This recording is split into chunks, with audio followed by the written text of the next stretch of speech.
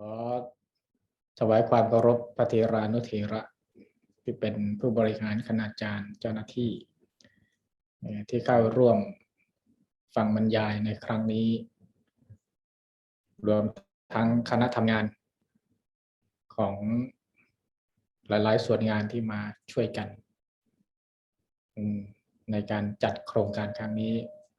ขอเจริญพรท่านผู้บริหารคณาจารย์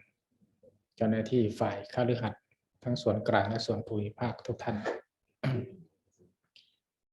วันนี้ก็เป็นบรรยายครั้งที่4ในหัวข้อพุทธปรัชญาในอภิธรรมปิฎกครับ เป็นการบรรยายต่อเนื่องจากครั้งที่แล้วในครั้งที่แล้วเราได้ค้างประเด็นเรื่องจิตปรมัตถธรรมซึ่งเป็นหนึ่งในปรมัตถธรรม4กับวันนี้ก็จะต่อเรื่องจิตเป็นการเฉพาะเลยโดยจะเน้นไปที่จิตประเภทที่ไม่ดีที่เรียกว่าจิตอกุศลหรืออกุศลจิตหรือจิตที่เป็นบาปประเภทต่างๆนะครับก่อนที่จะเข้าสู่ประเด็นว่าจิตที่ไม่ดีจิตที่เป็นอกุศลจิตที่ไม่เกื้อกูลเป็นอย่างไรบ้างเราจะมาทำความรู้จักข้อมูลพื้นฐานทั่วไปที่เราควรจะต้องทราบเบื้องต้นก่อนนะครับก็คือเรื่องของสิ่งที่เราเรียกในภาษาวิชาการทางอภิธรรมว่าสามัญญลักษณะและวิเศษลักษณะถ้าออกเสียงแบบบาลีก็สามัญญลักษณะกับวิเศษลักษณะนะครับสองอย่างนี้ควรจะต้องทำความเข้าใจเบื้องต้นสามัญญลักษณะเนี่ยไม่เป็นที่สงสัยเพราะว่าเรารู้จักกันดีเช่นเวลาเราพูดถึงหลักไตรลักษณ์หรือสามัญลักษณะ3อย่างอันนี้จังทุกขังอนัตตาไม่เที่ยงเป็นทุกข์เป็นอนัตตาเราทราบกันดีทีนี้ในวงการวิชาการอภิธรรมหรือพระพุทธศาสนาโดยรวมเวลาเรามองสิ่งต่างๆในโลกจักรวาลนี้โดยเฉพาะอย่างยิ่งก็คือปรมัตถธรรมทั้ง4ประการอันนี้จะรูปจิตเจตสิกรูปวิธีมองนะมองได้2อย่างคืออภิธรรมเนี่ยมองว่าสรรพสิ่งในจักรวาลจะมีลักษณะ2อย่างไม่ว่าอะไรก็แล้วแต่คือสามัญลักษณะและวิเศษลักษณะสามัญลักษณะหรือที่เรียกในภาษาอังกฤษว่า common characteristic คือลักษณะที่สรรพสิ่งทั้งหลายมีร่วมกันหรือมีเสมอเหมือนกันจะเรียกเป็นภาษาสมัยใหม่ว่าลักษณะสากล universal ก็ได้แก่ความไม่เที่ยงอนิจจตาความเป็นทุกขตาและความไม่มีตัวตนอนัตตานี่คือลักษณะสากลที่ทุกสิ่งทุกอย่างมีเสมอเหมือนกันหมดยกเว้นพระนิพพานพระนิพพานมีเฉพาะลักษณะสุดท้ายลักษณะร่วมกันกับสิ่งอื่นๆเพียงลักษณะเดียวคืออนัตตาความไม่มีตัวตนนอกนั้นอนิจจตาและทุกขตาไม่มีในพระนิพพานอาจารย์นี่เราเรียกว่าสามัญลักษณะร่วมกันและลักษณะที่2เรียกว่าวิเศษลักษณะหรือบางครั้งเรียกว่าปัจจัตตลักษณะที่เรียกในภาษาอังกฤษว่า individual หรือ particular characteristic คือลักษณะที่แตกต่างกันหรือลักษณะเฉพาะตนที่ทำให้สิ่งทั้งหลายแตกต่างกันทำให้สิ่งหนึ่งแตกต่างจากสิ่งหนึ่งเช่นลักษณะของไฟหรือลักษณะของธาตุไฟเตโชธาตุก็คือร้อนมีความร้อนเป็นลักษณะลักษณะของน้ำก็คือเอิบอาบลักษณะของจิตก็คือรู้อารมณ์ลักษณะเฉพาะตนของเวทนาคือรู้สึกต่ออารมณ์เราจะเห็นว่า ไฟต่างจากน้ำอย่างไรสิ่งที่ทำให้ไฟแตกต่างจากน้ำก็คือลักษณะเฉพาะตนของไฟกับน้ำไม่เหมือนกันลักษณะเฉพาะตนของจิตกับลักษณะเฉพาะตนของเวทนาก็ไม่เหมือนกันแต่ทั้งหมดทั้งหลายทั้งปวงเนี่ยไม่ว่าจะเป็นไฟก็ดีไม่ว่าจะเป็นน้ำก็ดีไม่ว่าจะเป็นจิตก็ดีไม่ว่าจะเป็นเวทนาหรือดินน้ำไฟลมทั้งหลายทั้งปวงมีลักษณะร่วมกันที่เรียกว่าสามัญลักษณะคือความไม่เที่ยงเป็นทุกข์เป็นอนัตตามีเหมือนกันมีเสมอเหมือนกัน เสมอเหมือนกันหมดครับไม่มีข้อยกเว้นเพราะฉะนั้นเวลาเราเรียนอภิธรรมเรียนพุทธปรัชญาในอภิธรรมเราอาจจะตั้งคำถามว่าเอาทำไมจิตมีตั้งเยอะแยะ89ดวงเจตสิก52รูป28ความแตกต่างเนี่ยแตกต่างจากอะไรความแตกต่างเนี่ยไม่ใช่ความแตกต่างในเชิงของสามัญลักษณะนะครับเป็นการมองความแตกต่างในเชิงของวิเศษลักษณะหรือลักษณะเฉพาะตนแต่ถ้าเรามองในเชิงสามัญลักษณะจิตก็ดีเจตสิกก็ดีรูปก็ดีก็คืออนิจจังทุกขังอนัตตาเหมือนกันหมดเหมือนเรามองคนเนี่ยระหว่างนายกกับนายขอเนี่ยสิ่งที่ทำให้นายกแตกต่างจากนายขอในทางจิตวิทยาเขาเรียกว่าบุคลิกภาพ personality บุคลิกภาพบุคลิกภาพคือสิ่งที่ทำให้นายกต่างจากนายขอลักษณะนิสัยเฉพาะตนสูงต่ำดำขาวลักษณะเฉพาะตนทำให้นายกแตกต่างจากนายขอแต่ทั้งนายกและนายขอก็มีลักษณะร่วมกันคือเป็นคนเหมือนกันนายกก็เป็นคนขอประธานอนุญาตทางห้องซูมแจ้งมาว่า PowerPoint ยังอยู่ที่หน้าแรกยังไม่ขยับขอรับกับผมอ๋อขยับไหมอาจารย์ขยับไหมยังอยู่ที่เป็นเฟรมแรกครับผมเป็นพุทธปรัชญาในอภิธรรมปิฎกครับผมงั้นขออนุญาตแชร์ใหม่ขออนุญาตแชร์ใหม่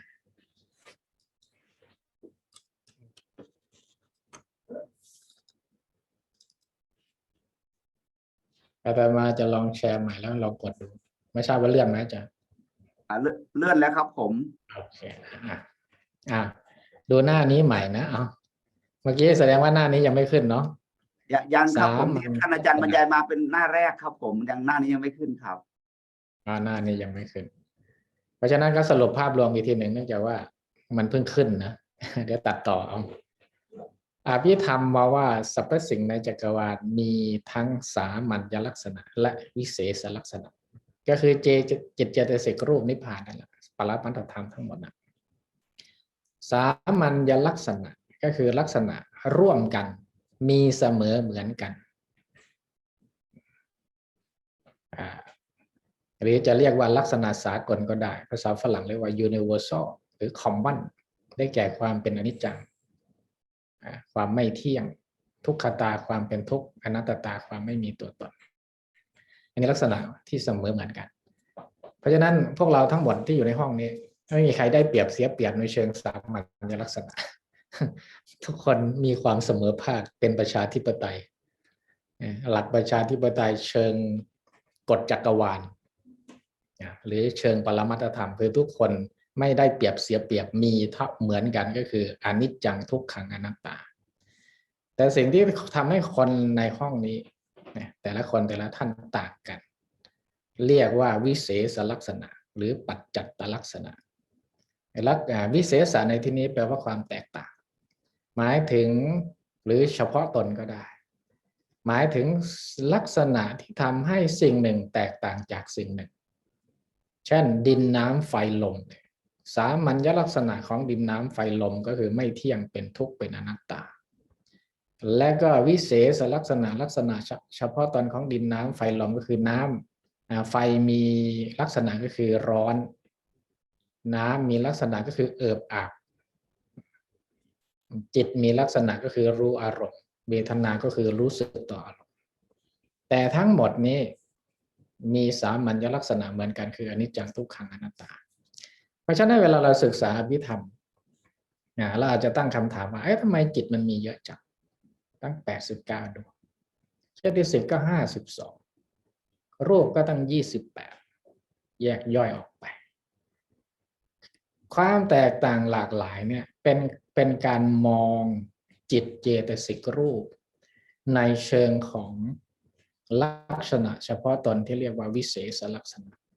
แต่ถ้ามองในเชิงสามัญลักษณะเมื่อไหร่ก็เหมือนกันทั้งหมดเลยเสมอภาคกันอนิจจังทุกขังอนัตตาเพราะฉะนั้นการที่อภิธรรมเนื้อหาอภิธรรมมีเยอะแล้วก็มีมากมายแล้วก็ยากยุ่งยากซับซ้อนด้วยเพราะเป็นการมองในเชิงของวิเศษลักษณะหรือปัจจัตตลักษณะ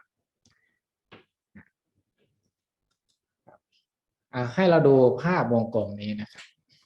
ภาพวงกลมนี้ภาพแรกวงกลมแรกก็แทนกอหรือแทนสิ่งกอก็ได้หรือนายกอก็ได้วงกลมที่สองเนี่ยแทนสิ่งขอหรือนายขอเราจะเห็นว่าทั้งกอและขอเนี่ยมีส่วนที่ทับซ้อนกันหรือโอเวอร์แลปกันส่วนที่ทับซ้อนกันก็คือแทนสามัญลักษณะลักษณะร่วมกันที่เรียกว่า common universal ทั้งกอทั้งขอมีความเหมือนกันในเชิงสามัญลักษณะแต่กอและขอก็มีความต่างกันในเชิงของลักษณะเฉพาะตนของเขาที่เราเรียกว่าวิเศษลักษณะหรือลักษณะเฉพาะตนฉะนั้นความแตกต่างที่แยกจิตเจตสิกไปมากมายในอภิธรรมเนี่ยเป็นการมองลักษณะที่แตกต่างที่เฉพาะตนที่เรียกว่าวิเศษลักษณะนะครับต้องมองให้เห็นสองด้านนี้ดังนั้นเป้าหมายปลายทางของการศึกษาอภิธรรมรวมทั้งการปฏิบัติวิปัสสนากรรมฐานในพระพุทธศาสนาก็คือต้องเข้าให้ถึงพัฒนาปัญญาญาณเพื่อให้รู้แจ้งเห็นจริงไม่ใช่รู้แบบคิดเอาหรือจินตนาการเอารู้แบบประสบการณ์ตรงรู้แบบประสบการณ์ตรงคือให้เข้าใจทั้งสองลักษณะนี้โดยเฉพาะอย่างยิ่งก็คือเห็นอนิจจังทุกขังอนัตตาที่เรียกว่าสามัญลักษณะนี่ก็เป็นอันเข้าใจนะครับไม่มีปัญหาลักษณะสองอย่างนี้ต่อไปเราก็จะเข้าสู่การมองจิตในเชิงของวิเศษลักษณะนะมันจะมีมากมายนะครับมองโครงสร้างที่เราได้ดูกันมาแล้วในครั้งที่แล้วนะครับที่เคยบรรยายในครั้งที่แล้วเราก็จะเห็นว่าย้ำอีกครั้งหนึ่งจิตนั้นแบ่งหยาบหรือแบ่งกว้างใหญ่ๆนั้นมีสองระดับก็คือระดับโลกิยะกับโลกุตระจิตในระดับโลกิยะที่เราเรียกว่าจิตของคนที่ยังเวียนว่ายตายเกิดอยู่ในสังสารวัฏนั่นที่เราเรียกว่าไตรภูมิหนังสือไตรภูมิพระล่วงที่ตั้งชื่อว่าไตรภูมินะครับก็ต้องการที่จะนำเสนอชีวิตของคนที่อยู่ในโลกิยะส่วนโลกุตระนะก็เป็นจิตและก็ชีวิตของผู้ที่เป็นพระอริยบุคคลตั้งแต่พระโสดาบันขึ้นไปทีนี้ในโลกิยะนอกจากจะหมายถึงจิตของมนุษย์ปุถุชนที่ยังเวียนว่ายตายเกิดก็ยังรวมไปถึงจิตของพระอรหันต์ที่ท่านหลุดพ้นแล้วแต่ท่านก็ยังใช้ชีวิตอยู่ในโลกใช้ชีวิตอยู่ในโลกยังแสดงธรรมยังช่วยเหลือประชาชนยังทำงานสังคมสงเคราะห์อยู่ในโลกเราก็รวมจิตของท่านอยู่ในส่วนของโลกิยะด้วยแต่มีความหมายพิเศษว่าเป็นจิตที่หลุดพ้นแล้วแต่ทำงานอยู่ในโลกไม่ได้หมายความว่ายังเวียนว่ายตายเกิดแล้วก็ จากโลกิยะเนี่ยก็จะแยกเป็นภูมิใหญ่ๆ3ภูมิที่เรียกว่าไตรภูมิ หรือไตรโลกเรียกว่ากามภูมิรูปภูมิอรูปภูมิบางทีก็เรียกว่ากามโลกโลกรอเรือกามโลกรูปปโลกและก็อรูปปโลกโลกิยะ ส่วนโลกุตระก็เป็นโลกุตระภูมิทีนี้กามภูมิที่เราจะพูดวันนี้ก็ยังแยกออกไปอีกเป็น3 กลุ่มใหญ่จิตประเภทที่เป็นอกุศลคือจิตไม่ดีหรือจิตบาปอเหตุกะจิตที่ไร้เหตุก็คือจิตที่เป็นวิบากรวมทั้งจิตของพระอรหันต์ด้วยบางส่วนไม่มีเหตุคือไม่มีโลภะโทสะโมหะไม่มีอโลภะอโภหะโมหะนั่นแหละแล้วก็โสภณจิตที่งามจิตที่งามนี่แยกเป็นกลุ่มใหญ่3 กลุ่มทีนี้ในวันนี้เราจะพูดถึงเฉพาะกลุ่มแรกนะครับอกุศลจิตอกุศลจิตเนี่ยยังแยกเป็น3 กลุ่มตามอกุศลมูลหรือมูลรากของอกุศลอยู่จะมีอยู่3 ตัวนะก็คือโลภะโทสะโมหะก็เอาโลภะโทสะโมหะนี่นะมาแยกให้เห็นวิเศษลักษณะก็แยกเป็นโลภะก็จะมี8โทสะมี2โมหะมี2ก็รวมเป็น12นะการที่แยกไปลักษณะแยกย่อยๆไปเป็น8เป็น2เป็น2เนี่ยก็คือมองในเชิงของวิเศษลักษณะที่เราว่ามาแล้วลักษณะเฉพาะตนโลภะเหมือนกันแต่ไม่เหมือนกันเหมือนเราพูดว่าคนเหมือนกันแต่ไม่เหมือนกันคำว่าคนเหมือนกันก็คือเหมือนกันในเชิงสามัญลักษณะแต่ไม่เหมือนกันก็คือไม่เหมือนกันในเชิงวิเศษลักษณะเพราะฉะนั้นในวันนี้เราจะพูดว่าโลภะเหมือนกันแต่ไม่เหมือนกันโทสะเหมือนกันแต่ไม่เหมือนกันโมหะเหมือนกันแต่ไม่เหมือนกันนะครับเฉพาะกลุ่มนี้นะครับเพราะมันเยอะมากมองรวมๆแล้วกันทีนี้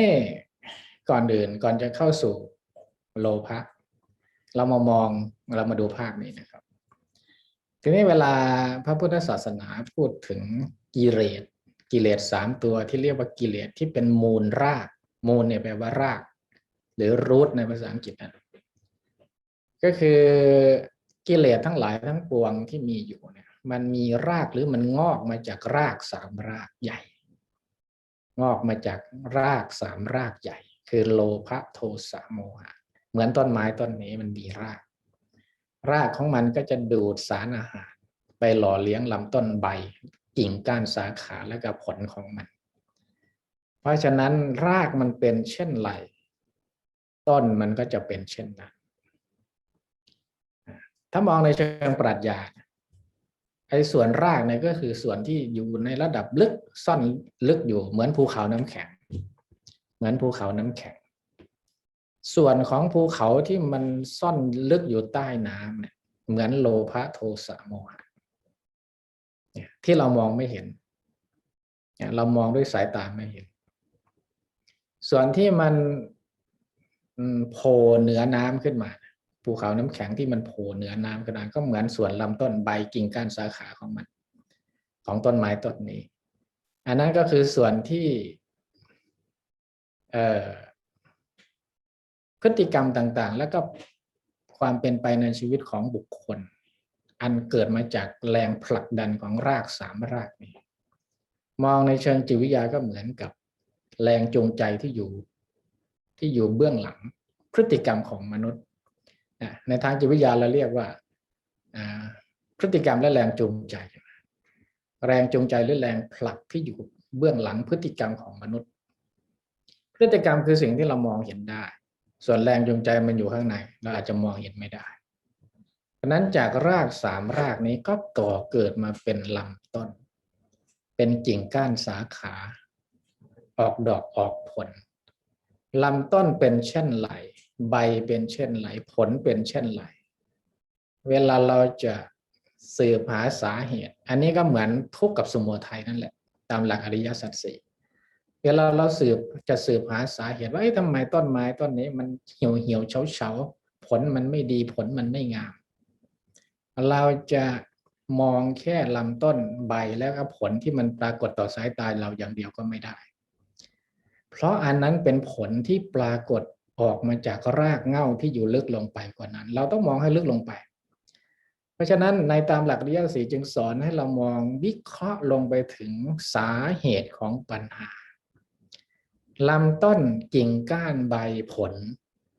เป็นผลอันมาเกิดมาจากเหตุของมันเนี่ย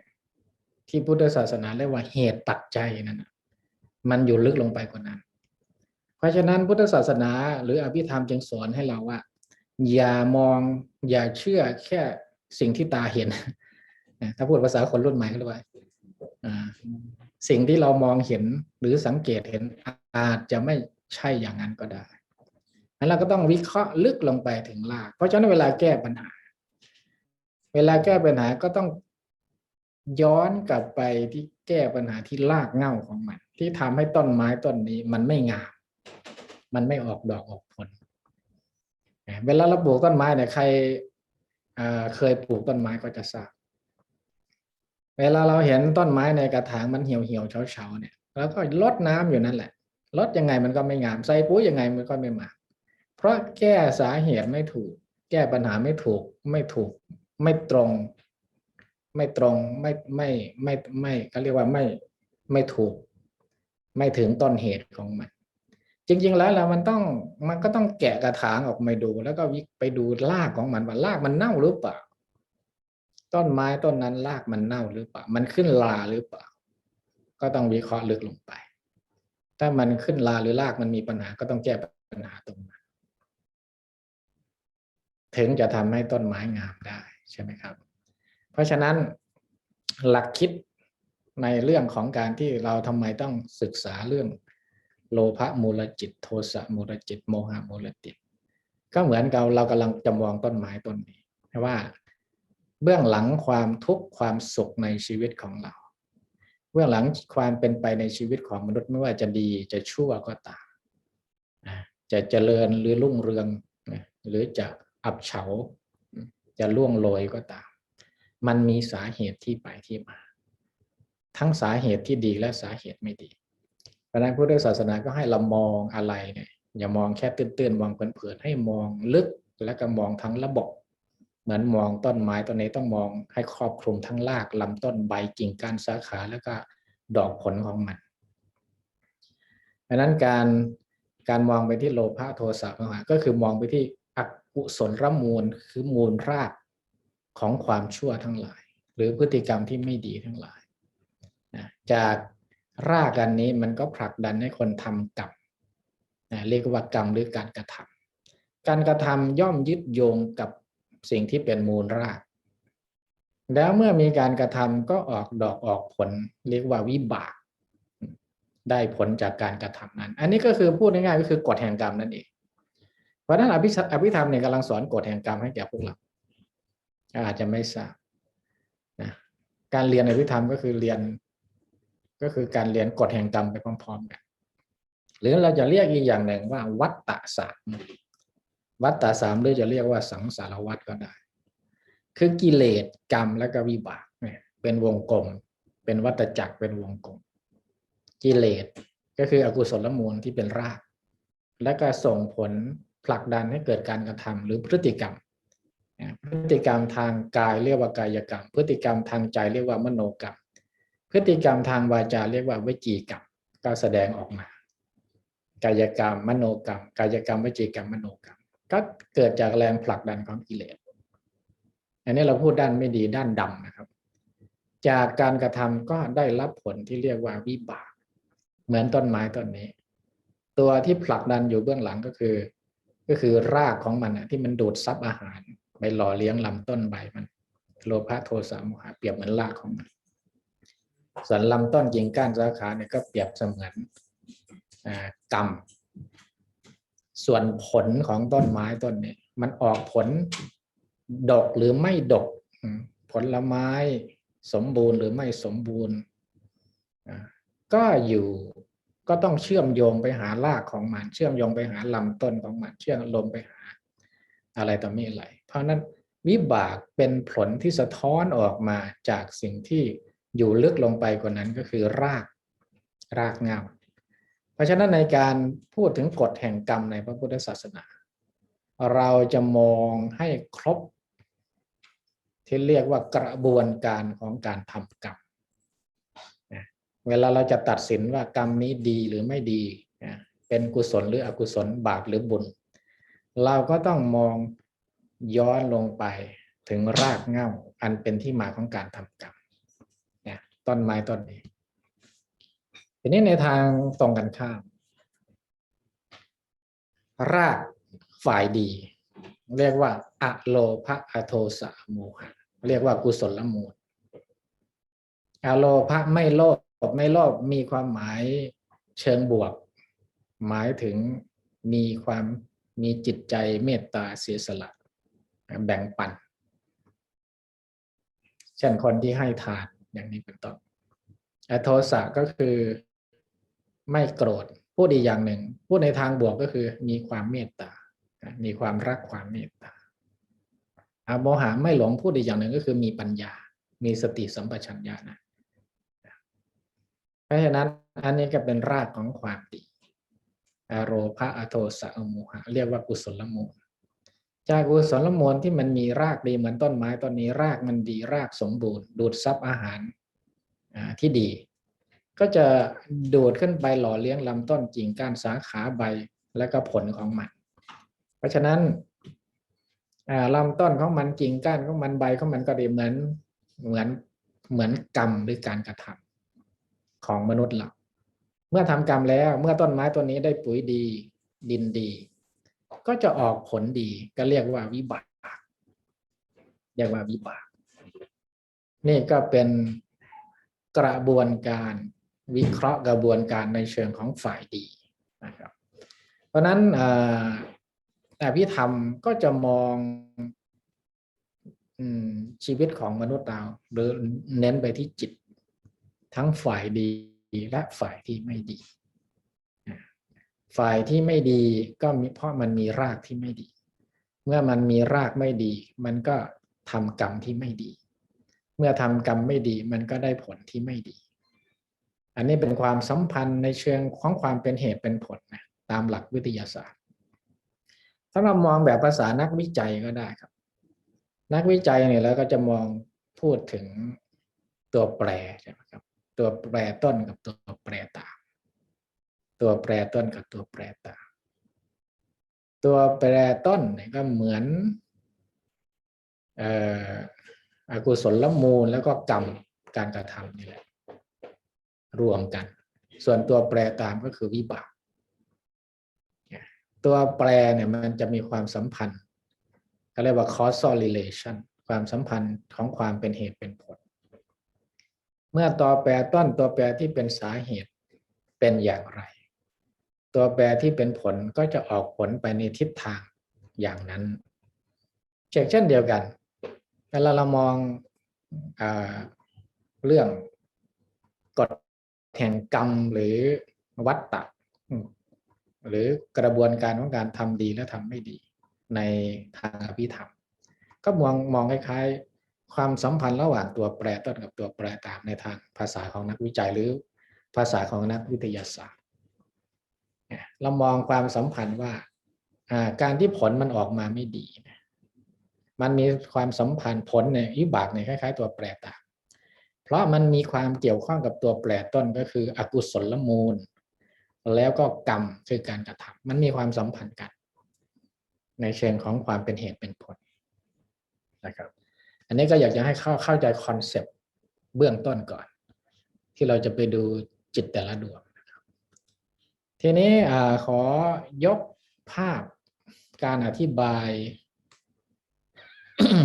ก็เรียกว่าเป็นอภิธรรมสายทิเบตก็ว่าได้ในทิเบตเขาเรียกว่าภวจักรภวจักรแปลเป็นภาษาอังกฤษว่า wheel of life หรือกงล้อแห่งชีวิตหรือวังวนกงล้อหรือวังวนหรือวัฏจักรของชีวิตก็ได้เพราะนั้นการที่ทำเป็นกลมๆเนี่ยก็คือ wheel เนี่ยเป็นวงกลม wheel มาจากคำว่าจักรในภาษาบาลีสันสกฤตกงล้อหรือวงกลมแห่งชีวิตก็ได้ wheel of life เนี่ยทิเบตเนี่ยเขา พัฒนา ภาพศิลปะเพื่อเป็นเครื่องช่วยในการอธิบายหลักคำสอนทางพุทธศาสนาโดยเฉพาะอย่างยิ่งก็คือกฎแห่งกรรม หรือปฏิจจสมุปบาทซึ่งก็จะเรียกว่าเป็นการอภิธรรมในแบบทิเบตก็ได้เขาบอกว่าลึกสุดนะลึกสุดที่มันเป็นที่เรียกว่ากุศลอกุศลละมูลก็คือวงกลมข้างในสุดเนี่ยเขาจะใช้สัตว์3 ตัวเป็นสัญลักษณ์ก็มีหมูมีงูแล้วก็มีไก่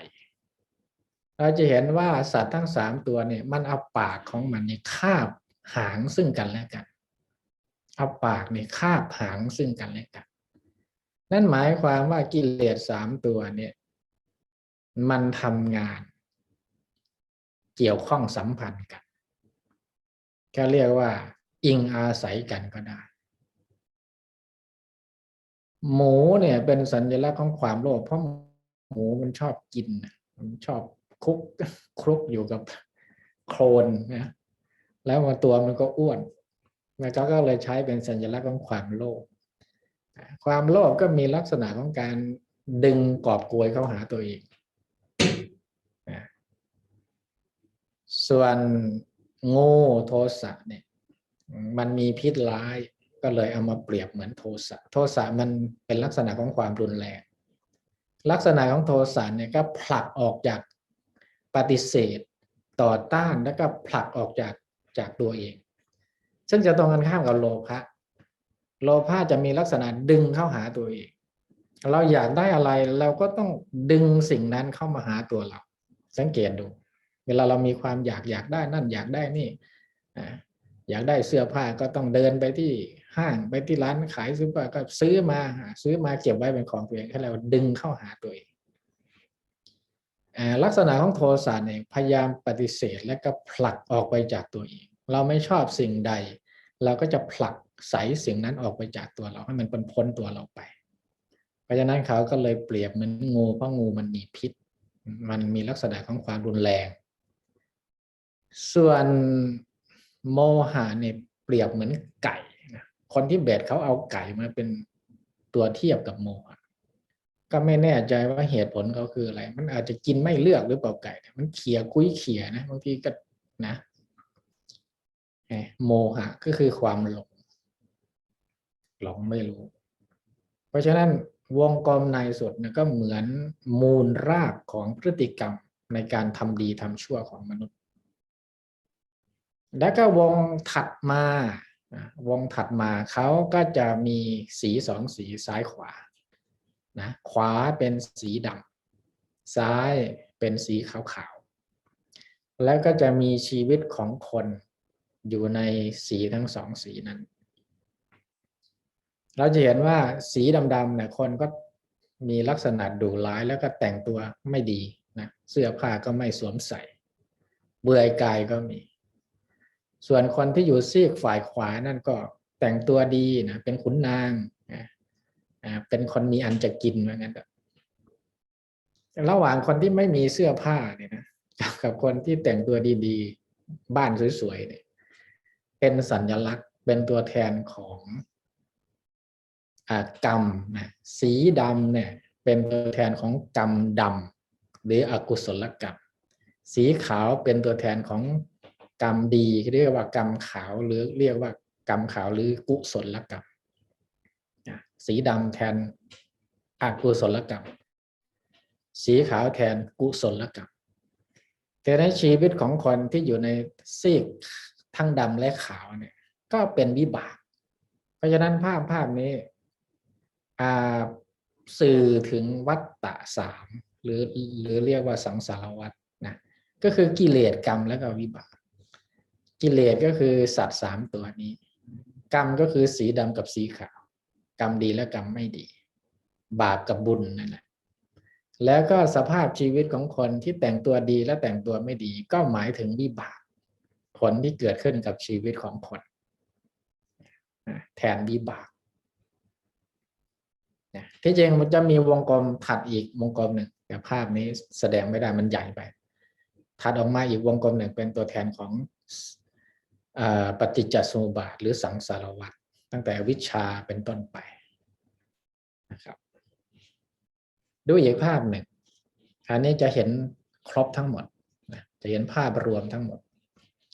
เราจะเห็นว่าลึกสุดข้างในที่เป็นสัตว์3ตัวนะคือกิเลสก็คือโลภะโทสะโมหะอันนี้เราพูดด้านไม่ดีนะครับ ถ้าพูดด้านดีก็คืออโลภะอโทสะโมหะแล้วก็สีดำสีขาวที่เป็นกงล้อถัดมากงล้อถัดมาสีดำนั้นก็คือแทนกรรมดำหรืออกุศลกรรมสีขาวนั้นก็คือแทนกรรมขาวเรียกว่ากุศลกรรมแล้วก็วงกลมถัดมาที่แบ่งเป็นโซนๆแบ่งเป็นโซนนั้นก็เป็นวิบากเป็นวิบากนี้เขาอาจจะแบ่งโซนไม่ครบแต่มันก็คือตัวแทนวิบากวิบากก็คือภพภูมิแล้วก็สภาพชีวิตของสัตว์ที่อยู่ในสังสารวัฏโดยเฉพาะอย่างยิ่งอยู่ในกามภูมิภาพนี้เขาเน้นแสดงกามภูมินะกามาวจรซึ่งก็คือแทนไตรภูมิที่ยังอยู่ในสังสารวัฏหรือไตรโลกหนังสือไตรภูมิพระล่วงของพระยาลิไทยที่แต่งขึ้นสมัยสุโขทัยก็คือต้องการแสดงภาพเลยมีเนื้อหาเดียวกันเราจะเห็นว่าภูมิที่เขาแสดงมา5ภูมิเนี่ยก็คือมีเฮลก็คือสัตว์นรกแอนิมอลก็คือสัตว์เดรัจฉานเปตะก็คือเปรตฮิวแมนก็คือมนุษย์กอดก็คือพวกเทวดาชั้นต่างๆรวมไปถึงพรหมด้วยอันนี้ก็แทนสังสารวัฏชีวิตสภาพชีวิตของสัตว์ที่เวียนว่ายตายเกิดอยู่ในสังสารวัฏแล้วก็วงกลมนอกสุดที่มีเลขโรมันเลข1 2 3 4 5 6 7 8 9 10 11 12ถึงเลข12ก็คือแทนปฏิจจสมุปบาทที่มีองค์ประกอบ12องค์ประกอบตั้งแต่อวิชชาสังขารวิญญาณนามรูปสลายตนะผัสสะเวทนาตัณหาอุปาทานภพชาติชรามรณะครอบคลุมทั้งหมดเนี่ยเขาเรียกว่ากงล้อแห่งวัฏฏะสงสารหรือปฏิจจสมุปบาทที่เมื่อกี้ที่ผมได้ให้ดูภาพ Wheel of Life กงล้อแห่งชีวิตแบบทิเบตก็คือกงล้อด้านนอกกงล้อสังสารวัฏที่มันครอบพวกสรรพสัตว์ทั้งหลายที่อยู่ในสังสารวัฏเอาไว้ที่เราพูดในภาษาทั่วๆไปว่าการเวียนว่ายตายเกิดกงเกวียนกงกรรมก็ดีในภาษาไทยก็หมายความว่าชีวิตของคนที่ยังไม่หลุดพ้นก็เกิดแล้วก็ตายแล้วก็เกิดภายใต้กงล้ออันนี้ที่มันถูกครอบด้วยวัฏฏะสงสารวงกลมข้างนอกชีวิตมันก็หมุนวนอยู่ภายใต้กงล้ออันนี้เพราะฉะนั้นที่เราบอกว่าเวียนว่ายตายเกิดเวียนว่ายตายเกิดแล้วก็หมายถึงสิ่งนี้หมายถึงชีวิตที่มันมีรากเหง้าก็คือมีโลภะโทสะโมหะเป็นแรงผลักดันแล้วก็ทำกรรมดำบ้างขาวบ้างทำดีบ้างทำก็เป็นดีเป็นชั่วอยู่ในสังสารวัฏนี่แหละถ้าดีก็ไปเกิดในภูมิที่ดีเช่นไปเกิดเป็นเทวดาเป็นมนุษย์อย่างเงี้ยถ้าไม่ดีก็ไปเกิดในอบายภูมิก็คือเป็นสัตว์นรกเป็นเปรตเป็นสัตว์เดรัจฉานอย่างเงี้ยก็วนเวียนอยู่อย่างเงี้ยวนเวียนอยู่อย่างนี้และก็มีสัญลักษณ์อีกตัวหนึ่งก็เรียกพญายมมาราชที่มันเขี้ยวใหญ่ๆที่ตาปนๆนะบนศีรษะนี่จะมีกะโหลกอยู่5กะโหลกนับดูได้5กะโหลกนะลองนับดีๆกะโหลกนะ5กะโหลกพญายมมาราชพญายมราชเนี่ยเป็นตัวแทนของความตายพูดง่ายๆก็คือเป็นตัวแทนของความทุกข์ตามหลักอริยสัจสี่นะครับก็คือความเกิดความแก่ความเจ็บความตายนั่นแหละแทนโดยพญายมราชพญายมเป็นสัญลักษณ์ของความตายเพราะฉะนั้นกะโหลกศีรษะ5กะโหลกเนี่ยก็แทนความทุกข์ตามหลักปฏิจจสมุปบาทตอนท้ายของหลักปฏิจจสมุปบาทก็จะมี โศกะความโศกปริเทวะความร่ำไรรำพันโศกะก็คือกะโหลกที่หนึ่งปริเทวะความร่ำไรรำพันก็คือกะโหลกที่สองทุกขะหรือทุกทางกายก็คือกะโหลกที่สามโทมนัสทุกทางใจก็คือกะโหลกที่สี่อุปาญาตความเหือดแห้งใจเนี่ยนะจิตใจมันก็เรียกว่ามันอยู่ในสภาพที่หมดอะไรตายอยากแล้วนะปาญาตเนี่ยไม่มีชีวิตชีวาแล้วคนจะทำอัตตวินิบาตกรรมก็ตัวนี้แหละอุปาญาตเนี่ยคือกะโหลกที่ห้าเห็นไหมเป็นตัวแทนห้ากะโหลกพอดีเขาเอาเขี้ยวของเขานี่กัดไปที่กรงล้อแล้วก็เล็บอันแหลมคมของเขาเนี่ยกรงเล็บของเขาทั้งเล็บเท้าและเล็บมือเนี่ยกำลังโอบกอดกรงล้อสังสารวัฏอยู่เนี่ยกรงล้อแห่งวงกลมอันนี้เอาไว้นะก็เป็นตัวแทนสัญลักษณ์ว่าชีวิตของสรรพสัตว์ทั้งหลายที่เวียนว่ายตายเกิดอยู่ในไตรภูมิจะสูงหรือจะต่ำจะเป็นเทวดาเป็นมนุษย์เป็นเปรตเป็นสัตว์ก็ล้วนแล้วตกอยู่ในวังวนแห่งความทุกข์ความไม่แน่นอนอันนี้จังทุกขังอนัตตาพูดง่ายๆว่าถึงจะไปเกิดที่ดีก็ดีอยู่ในสังสารวัฏดีอยู่ในวัฏสงสารไปเกิดมนุษย์นะมนุษย์ก็เป็นภูมิที่ดีเป็นสุขติภูมิก็เป็นภูมิที่ดีอยู่ในวัฏสงสารเพราะฉะนั้นมันก็ยังไม่หลุดอยู่ดีนะเพราะนั้นหนังสือไตรภูมิพระร่วงต้องการเสนอภาพนี้ภาพนี้เนี่ยแทนอภิธรรมจิตในกามภูมิรูปภูมิและอรูปภูมิหรือจิตประเภทโลกิยะ81ดวงทั้งหมดเลยนะภาพเดียวเนี่ยอธิบายแล้วก็แทนจิตที่อยู่ในระดับโลกิยะได้ทั้งหมดเลย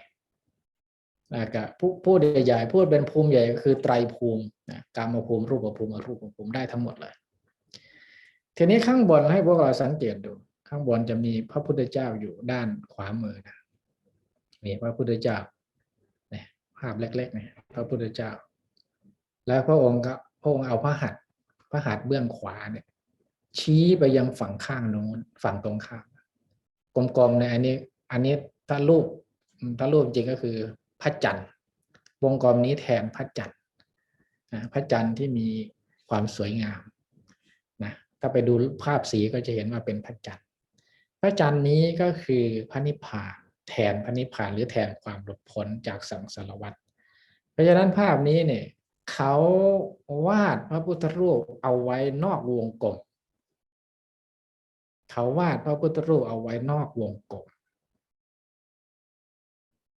สื่อความหมายว่าหรือเป็นสัญลักษณ์ว่าพระพุทธเจ้าโดยพระองค์เองแล้วพระองค์หลุดพ้นออกมาจากวงกลมอันนี้ได้แล้วนี่คือความหมายของคำว่าวิมุตติในภาษาบาลีวิมุตติที่แปลว่าความหลุดพ้นหรือภาษาอังกฤษว่า liberation วิมุตติ liberation วิมุตติบ้างที่เป็นไวยพจน์ของพระนิพพานวิมุตติวิสุทธิก็สื่อความหมายว่าพระองค์นั้นได้พัฒนาตนเองยกระดับตนเองจนออกมาจากวังวนหรือกงล้ออันนี้ได้แล้วกงล้อแห่งสังสารวัฏอันนี้แล้วก็เลยวาดให้ยืนอยู่นอกวงล้ออันนี้เสร็จแล้วนอกจากพระองค์เองจะหลุดพ้นด้วยพระองค์เองแล้วที่เราสวดในเวลาเราจะสวดมนต์นะโมตัสสะภะคะวะโตอะระหะโตสัมมาสัมพุทธัสสะแล้วก็สรรเสริญพระองค์ว่าพระองค์เป็นพระตรัสรู้ชอบได้ด้วยพระองค์เองเป็นพระอรหันต์เนี่ยความหมายก็คือเป็นผู้ที่ออกมาจากวงกลมแห่งการเวียนว่ายตายเกิดอันนี้ได้แล้วก็วาดอยู่ไว้ข้างนอกไม่เอาไว้ข้างในไอ้ส่วนสัตว์ต่างๆที่อยู่ข้างในก็คือพวกที่อยู่ในวงกลมวังวนสังสารวัฏทีนี้การชี้เอามือข้างขวาชี้ไปฝั่งดวงจันทร์นี่ก็คือภารกิจเขาเรียกว่าพุทธกิจของพระพุทธเจ้าตั้งแต่ตรัสรู้ออกประกาศศาสนาจนถึงปรินิพพาน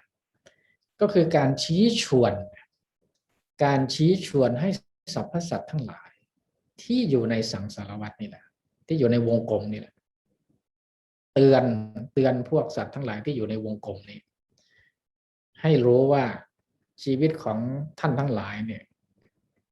มันเป็นชีวิตแห่งความทุกข์นะมันมีความทุกข์ที่ท่านคิดว่ามันเป็นความสุขก็เป็นความสุขประเดียวประดาวจริงๆแล้วมันก็คือความทุกข์นั่นแหละเขาเรียกว่าชี้ทุกข์ชี้ให้เห็นทุกข์ที่บอกว่าสิ่งที่พระพุทธเจ้าสอนมีเพียงเรื่องทุกข์กับความดับทุกข์เท่านั้นอย่างนั้นก็เป็นความจริง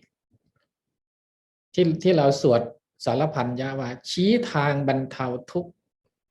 ชี้สุขเกษมสารนี่ไงนิ้วมือที่ชี้ไปเนี่ยก็คือความหมายนี้ชี้ให้ใครดูชี้ให้คนที่ยังหลงไหลได้ปลื้มอยู่ในวัฏฏะสงสารที่อยู่ในวงกลมนี้ได้รู้ได้เห็นได้ตระหนักว่าจริงๆแล้วที่เราเข้าใจว่าชีวิตของเราดีแล้วมีความสุขแล้วมันก็ไม่ใช่หรอกเราหลงไปเองจริงๆแล้วมันยังมีอะไรที่ดีกว่านั้นก็ชี้ไปว่าโน่นฝั่งตรงข้ามน่ะดีกว่าสูงกว่าประเสริฐกว่าคือดวงจันทร์ที่อยู่ตรงนั้น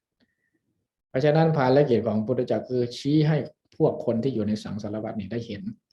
แล้วพยายามจะสนับสนุนแล้วก็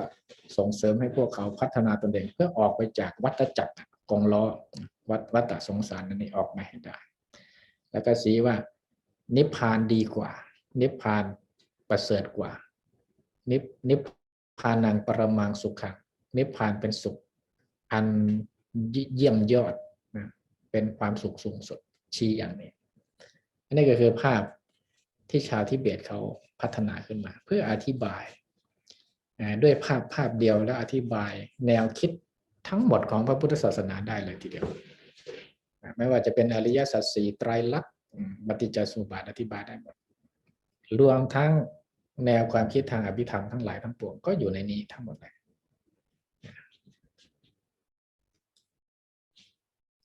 พอรู้คอนเซปต์กว้างๆแล้วนะครับภาพรวมแล้วต่อไปเรามารู้รายละเอียดวิเศษลักษณะแล้วทีนี้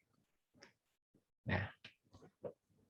อกุศลจิตก็คือจิตของคนที่อยู่ในวงกลมนี้แหละแล้วก็จะเรียนรู้จิตของคนที่จิตของเรานี่แหละเราก็อยู่ในวงกลมนี้ด้วยพวกเราก็อยู่ในวงกลมนี้ด้วยนะแล้วก็แบ่งเป็นกลุ่มใหญ่ๆก็คืออกุศลจิต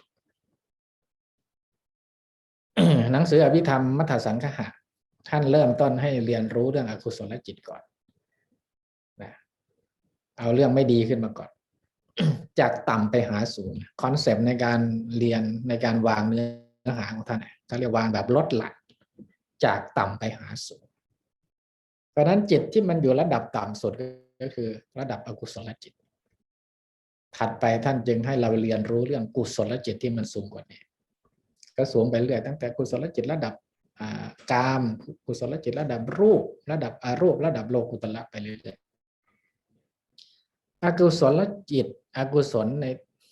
จิตที่เป็นอกุศลไม่ดีงามไม่ฉลาดไม่เกื้อกูลบางทีท่านก็นิยามก็คือจิตที่เป็นบาปปาปจิตก็ได้จะเรียกว่าปาปจิตก็ได้ก็เอาอกุศลจิตเนี่ยมาแบ่งตามมูลรากเมื่อกี้เรายกตัวอย่างต้นไม้แล้วมูลรากเนี่ยเหมือนรากต้นไม้ก็แบ่งเป็น3 กลุ่ม3 ประเภทคือโลภะมูลจิตจิตมีโลภะความโลภเป็นมูลรากแบ่งออกเป็น8 ประเภทตามลักษณะเฉพาะตนของมันโทสะมูลจิตจิตมีโทสะเป็นมูลรากมี2 ประเภทแล้วก็โมหะมูลจิตจิตมีโมหะเป็นมูลรากก็มี2 ประเภทรวมเป็น12แบ่งตามวิเศษลักษณะเฉพาะตนของมันได้12ทีนี้ครั้งก่อนโน้นได้พูดมาแล้วว่าจิตเนี่ยเหมือนน้ำเจตสิกเนี่ยเหมือนสีที่เจือลงในน้ำถ้าเราเปรียบเทียบว่าโลภะมูลจิตเนี่ยโลภะมูลจิตเนี่ยเหมือนน้ำโลภะเหมือนสีจิตเหมือนน้ำโลภะเนี่ยเหมือนสีสมมติว่าให้สีแดงแทนโลภะก็แล้วกันจิตเนี่ยเหมือนน้ำที่ใส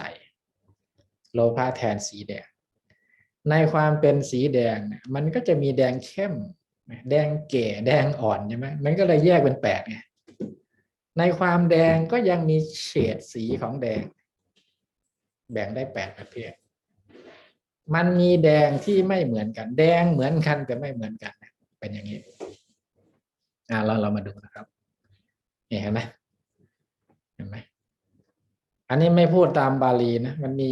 ภาษาบาลีในอภิธรรมอยู่เราไม่พูดเพราะว่าเดี๋ยวจะให้ไปศึกษาเพิ่มเติมเอาก็ได้นะครับมีตำราอภิธรรมเยอะแยะมากมายเอาย่อเอาสั้นๆเลยกันเราจะเห็นว่าทั้ง8ดวงนั้นมีลักษณะร่วมกันก็คือสามัญลักษณะคือไม่เที่ยงเป็นทุกข์เป็นอนัตตาเหมือนกันแต่ที่มันไม่เหมือนกันเนี่ยมันมีส่วนผสมที่ไม่เหมือนกันก็เลยแยกเป็น8ส่วนผสมในที่นี้ก็หมายถึงสีก็เหมือนน้ำกับสีนั่นแหละสีแดงเหมือนกันแต่ว่าในรายละเอียดไม่เหมือนกัน โลภะมูลจิตเป็นจิตที่ถูกครอบงำหรือถูกเข้ามาผสม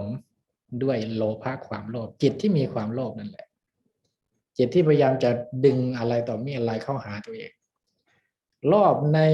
ที่นี้ก็อย่างเช่นโลภในกามคุณท่านก็จะมักจะโยงไปถึงกามคุณที่มันสัมพันธ์กับการรับรู้ทางอายตนะของเราเวลาเราโลภอยากได้อะไรเราก็จะอยากผ่านตาผ่านหูผ่านจมูกผ่านลิ้นผ่านร่างกายและก็ใจเราโลภต่ออารมณ์ที่น่าใคร่น่าปรารถนาน่าพอใจเรียกว่าอิทธารมณ์เช่นทางตาก็เห็นรูปสวยๆเห็นดอกไม้สวยๆทางหูก็ได้ยินเสียงเพราะๆเสียงหวานๆทางจมูกก็ได้กลิ่นหอมๆอย่างนี้เป็นต้นนะมันก็พยายามจะดึงเอาสิ่งที่มันชอบเนี่ยเข้าหาตัวเองเนี่ยลักษณะของความโลภมาโดยจิตดวงที่1จิตดวงที่1มีใจยินมันประกอบด้วยมันนอกจากมันจะมีความโลภแล้วมันยังมีพูดง่ายๆก็คือโลภะเนี่ยคือเจตสิกหลักนอกจากนั้นก็ยังมีเจตสิกรองๆประกอบกันเยอะแยะมากมายมีใจยินดีในที่นี้มีโทมนัสมีโสมนัสมีใจยินดีมีมิจฉาทิฏฐิก็คือมีความเห็นผิดเชื่อที่ผิดอยู่ด้วยเช่นเชื่อว่าความสุขที่ดีที่สุดในชีวิตของมนุษย์ก็คือได้เสพมากๆแสดงว่าเป็นคนมีมิจฉาทิฏฐิแล้วเสพวัตถุมากๆจะทำให้ชีวิตเพอร์เฟกต์สมบูรณ์แสดงว่ามีมิจฉาทิฏฐิแล้วไม่มีการชักชวนหมายความว่าทำด้วยตัวเองไม่มีใครมาชวนทำยกตัวอย่างเห็นง่ายๆก็คือว่าสมมติว่าเด็กชายแดงนะเด็กชายแดงเนี่ยเขามีความโลภเขาก็ไปขโมยของในห้างสรรพสินค้าใช่ไหมแล้วการไปขโมยของของเขานะเขามีความเชื่อที่ผิดด้วยนะว่าการขโมยของคนอื่นได้เนี่ยมันเยี่ยมมันสุดยอดอาจจะได้ว่าเขามีความเห็นเชื่อที่ผิดมีความเห็นที่ผิดแล้วก็ยินดีพอใจในการกระทำนั้นของเขาด้วยแล้วการไปขโมยของเขาเนี่ยไม่มีใครชวนเข้าไปด้วยตัวของเขาเองนะเพราะนั้นองค์ประกอบของความเป็นจิตดวงที่1เนี่ย1เด็กชายแดงเนี่ยยินดีในการขโมยของตัวเอง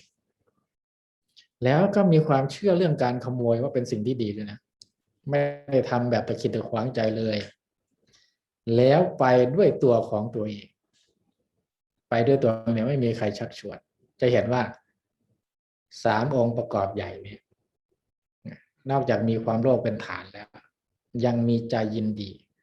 ท่านก็เอานี่คือวิเศษลักษณะเฉพาะตนของจิตดวงนี้1มันมีใจยินดีมันมีมิจฉาทิฏฐิแล้วก็ไม่มีการชักชวนก็แยกเป็นจิตดวงที่1ดวงที่2ก็เหมือนกันเกือบหมดเลยครับต่างกันตัวท้ายมีการชักชวนเช่นเด็กชายแดงเพื่อนชวนไปไม่ได้ไปเองนะเพื่อนชวนไปเห็นไหมต้องเพื่อนชวนไปนี่แหละทำให้1กับ2เนี่ยต่างกัน ก็เลยแยกเป็นคนละดวงกันดวงแรกไม่เพื่อนไม่ชวนก็เรียกว่าไปด้วยตัวของตัวเองอาจจะไปด้วยนิสัยของตัวเองนั่นแหละไอ้ดวงที่สองเนี่ยตัวเองไม่ได้ตั้งใจจะไปมีเพื่อนมาชักชวนโทรศัพท์มาหาไปก็ไปเห็นไหมมันก็เลยไม่เหมือนกัน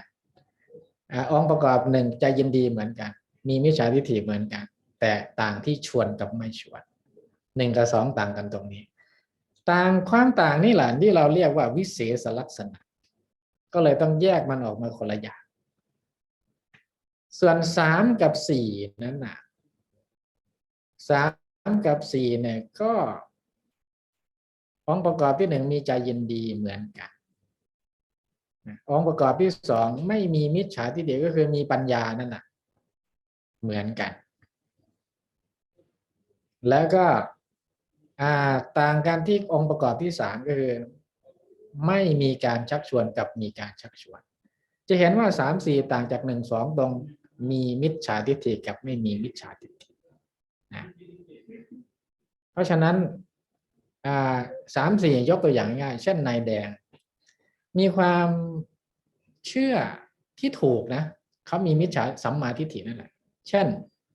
เขาเชื่อว่าการขโมยของเป็นสิ่งที่ไม่ดีเป็นบาปผิดศีลธรรมอันนี้เขามีสัมมาทิฏฐิแต่ในขณะที่เขาไปขโมยเขาก็มีใจยินดีขโมยได้ก็ดีใจขโมยของที่ถูกใจก็ดีใจแล้วก็ไปเองด้วยเราจะเห็นว่าถึงเขาจะดีใจก็ตามไม่มีใครชักชวนเขาก็ตามแต่ลึกๆในใจเขาเนี่ยก็ยังเชื่ออยู่เป็นสัมมาทิฏฐิอยู่ว่าการขโมยเป็นบาปเป็นสิ่งที่ไม่ดี4ก็เหมือนกันเขาถึงเขาจะมีใจยินดีแต่ความเชื่อลึกๆของเขาในการขโมยเป็นบาปไม่ดีแต่เขาไปนั้นไม่มีคนมาชวนเขาไปเพราะฉะนั้น3 กับ 4ก็เลยต่างกันตรงชวนกับไม่ชวนขณะเดียวกัน3 4ต่างจาก1 2ตรงที่ว่ามีมิจฉาทิฏฐิหรือไม่มีมิจฉาทิฏฐิก็เลยแยกเป็นคนละดวงกันนี่คือสิ่งที่เราเรียกว่าวิเศษลักษณะของมันที่ทำให้1 กับ 2ต่างกัน3 4ต่างจาก1 2และก็3 กับ 4ต่างกันเนี่ยมันมีองค์ประกอบย่อยๆนี่เขาเรียกว่าวิเศษลักษณะส่วน4ข้างล่างเนี่ย4ข้างล่างนี่มีใจเฉยๆเรียกว่ามีอุเบกขามีอุเบกขาเขาเลยแยกไว้คนละส่วนกันส่วนบน4อย่างมีใจยินดีส่วนล่าง4อย่างเนี่ย4ประเภทเนี่ยมีใจเฉยๆเรียกว่าใจเฉยๆในที่นี้หมายถึงอุเบกขานะครับดูข้างล่างดูหมายเหตุข้างล่างเราเห็นว่าถ้าเรายกเว้นองค์ประกอบที่1มีใจเฉยๆออกที่เหลือก็เหมือนกับข้างบน4ข้อข้างบนทุกประการต่างกันที่มีใจยินดีกับมีใจเฉยๆเพราะนั้น5 6 7 8เราจะเห็นว่าวิเศษลักษณะที่5 กับ 6ต่างกันคือชวนกับไม่ชวน7 8ต่างกันก็คือชวนกับไม่ชวนเช่นเดียวกันขณะที่การ5 6กับ5 6แล้วก็7 8ต่างกันที่มีมิจฉาทิฏฐิหรือไม่มีมิจฉาทิฏฐิดังนั้นเมื่อรวมแล้วก็แยกเป็นประเภทหลักๆใหญ่ๆของโลภะมูลจิตได้8ประเภทแต่ก็เรียกรวมๆกันว่าไม่ว่าจะประเภทไหน1 ถึง 8เนี่ยก็คือจิตมีโลภะกันทั้งนั้นเลยจิตมีโลภะเหมือนกันแต่ไม่เหมือนกันนี่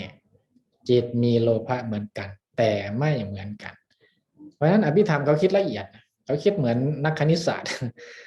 นักเคมีนะเขาคิดเหมือนนักเคมีเอานั่นไปผสมนี่เอานี่ไปผสมนี่ก็จะได้สิ่งนี้เอานั่นไปผสมกับสิ่งนี้อันนี้ไปผสมนี่ก็จะได้สิ่งนี้เขาคิดเหมือนนักเคมีเพราะฉะนั้นคนที่เป็นนักปราชญ์สายอภิธรรมเนี่ยวิธีคิดเนี่ยอันเหมือนนักวิทยาศาสตร์มากเหมือนคล้ายๆนักเคมีนี่แหละเวลาเอาธาตุนั้นมาผสมธาตุนี้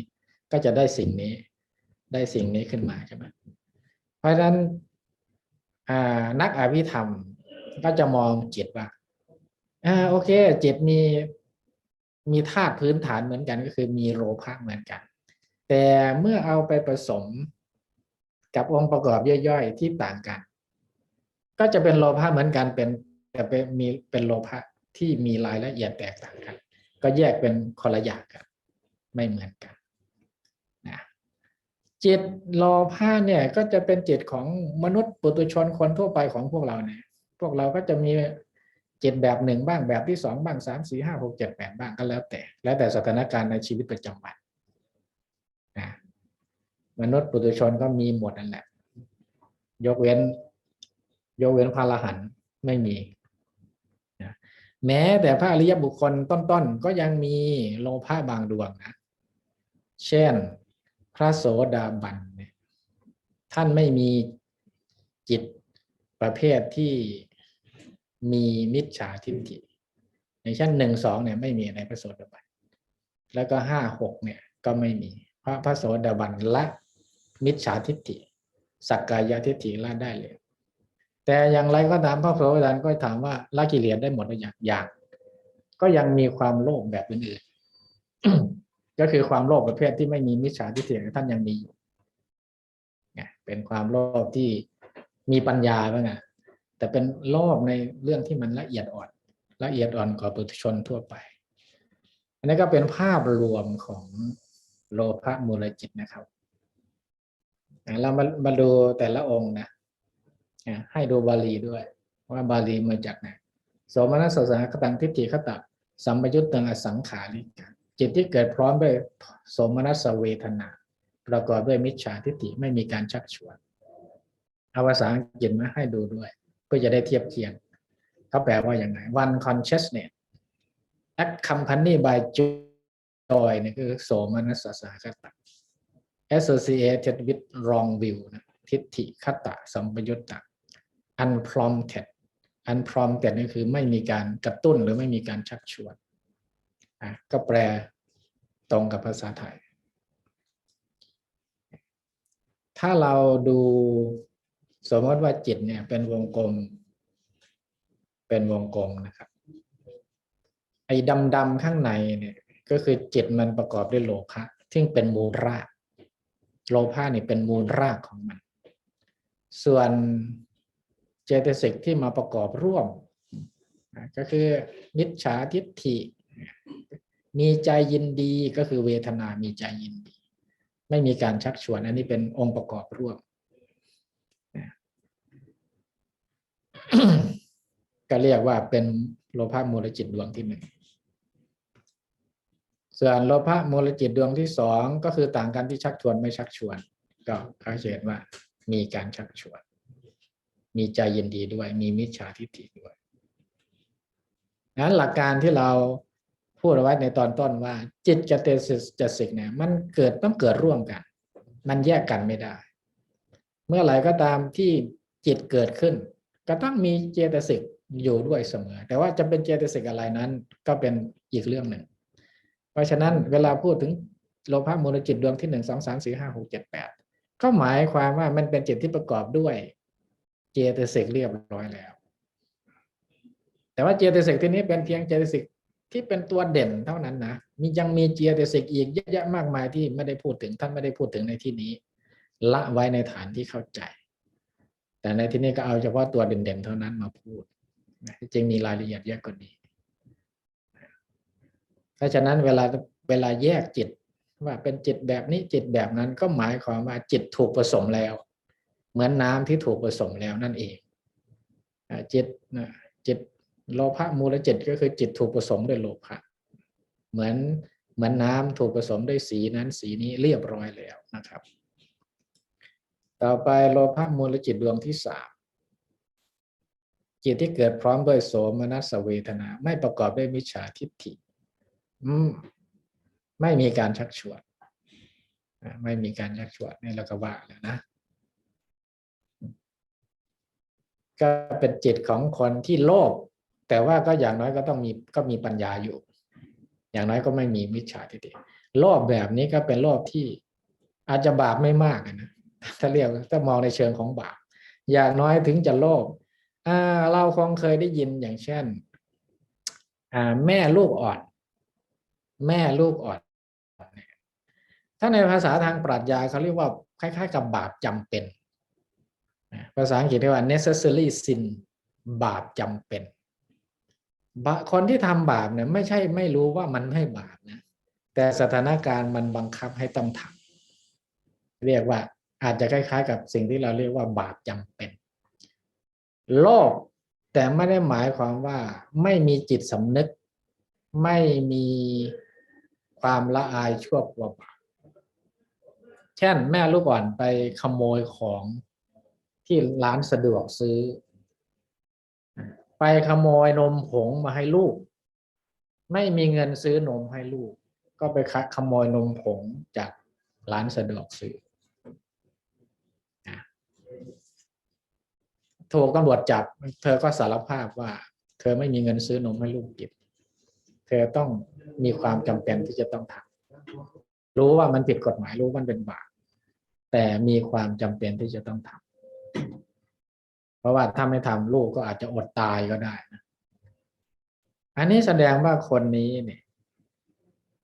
เขาไม่มีมิจฉาทิฏฐิคือเขายังมีจิตสำนึกละอายชั่วกลัวบาปอย่างน้อยเขาก็รู้ว่าการขโมยเป็นสิ่งที่ไม่ดีผิดกฎหมายผิดศีลธรรมแต่ทั้งนี้ทั้งนั้นก็ได้ทำไปแล้วได้ทำอาจจะมีคนชวนไปขโมยหรือไปทำเองก็ได้อันนี้โทษทีนะอันนี้ไม่มีการชักชวนนะเขียนผิดครับไม่มีการชักชวนนะไม่มีการชักชวน ไปเองไม่มีการชักชวนกรณีอย่างนี้ก็ถือว่าเป็นโลภะมูลจิตเหมือนกันเพราะว่าเป็นการอยากได้ไงถึงจะรู้ว่ามันไม่ดีแต่ก็อยากได้นมมาให้ลูกตัวเองกินก็ถือว่าเป็นความโลภชนิดแล้วก็ได้มาก็ยินดีด้วยได้มาก็ยินดีแต่ถามว่าระหว่างคนที่มีจิตดวงนี้กับจิตที่มีมิจฉาทิฏฐิอะไรมันบาปมากกว่ากันก็ต้องบอกว่าจิตที่มีมิจฉาทิฏฐิมันบาปมากกว่าแต่นี่ก็บาปเหมือนกันแต่ก็บาปน้อยลง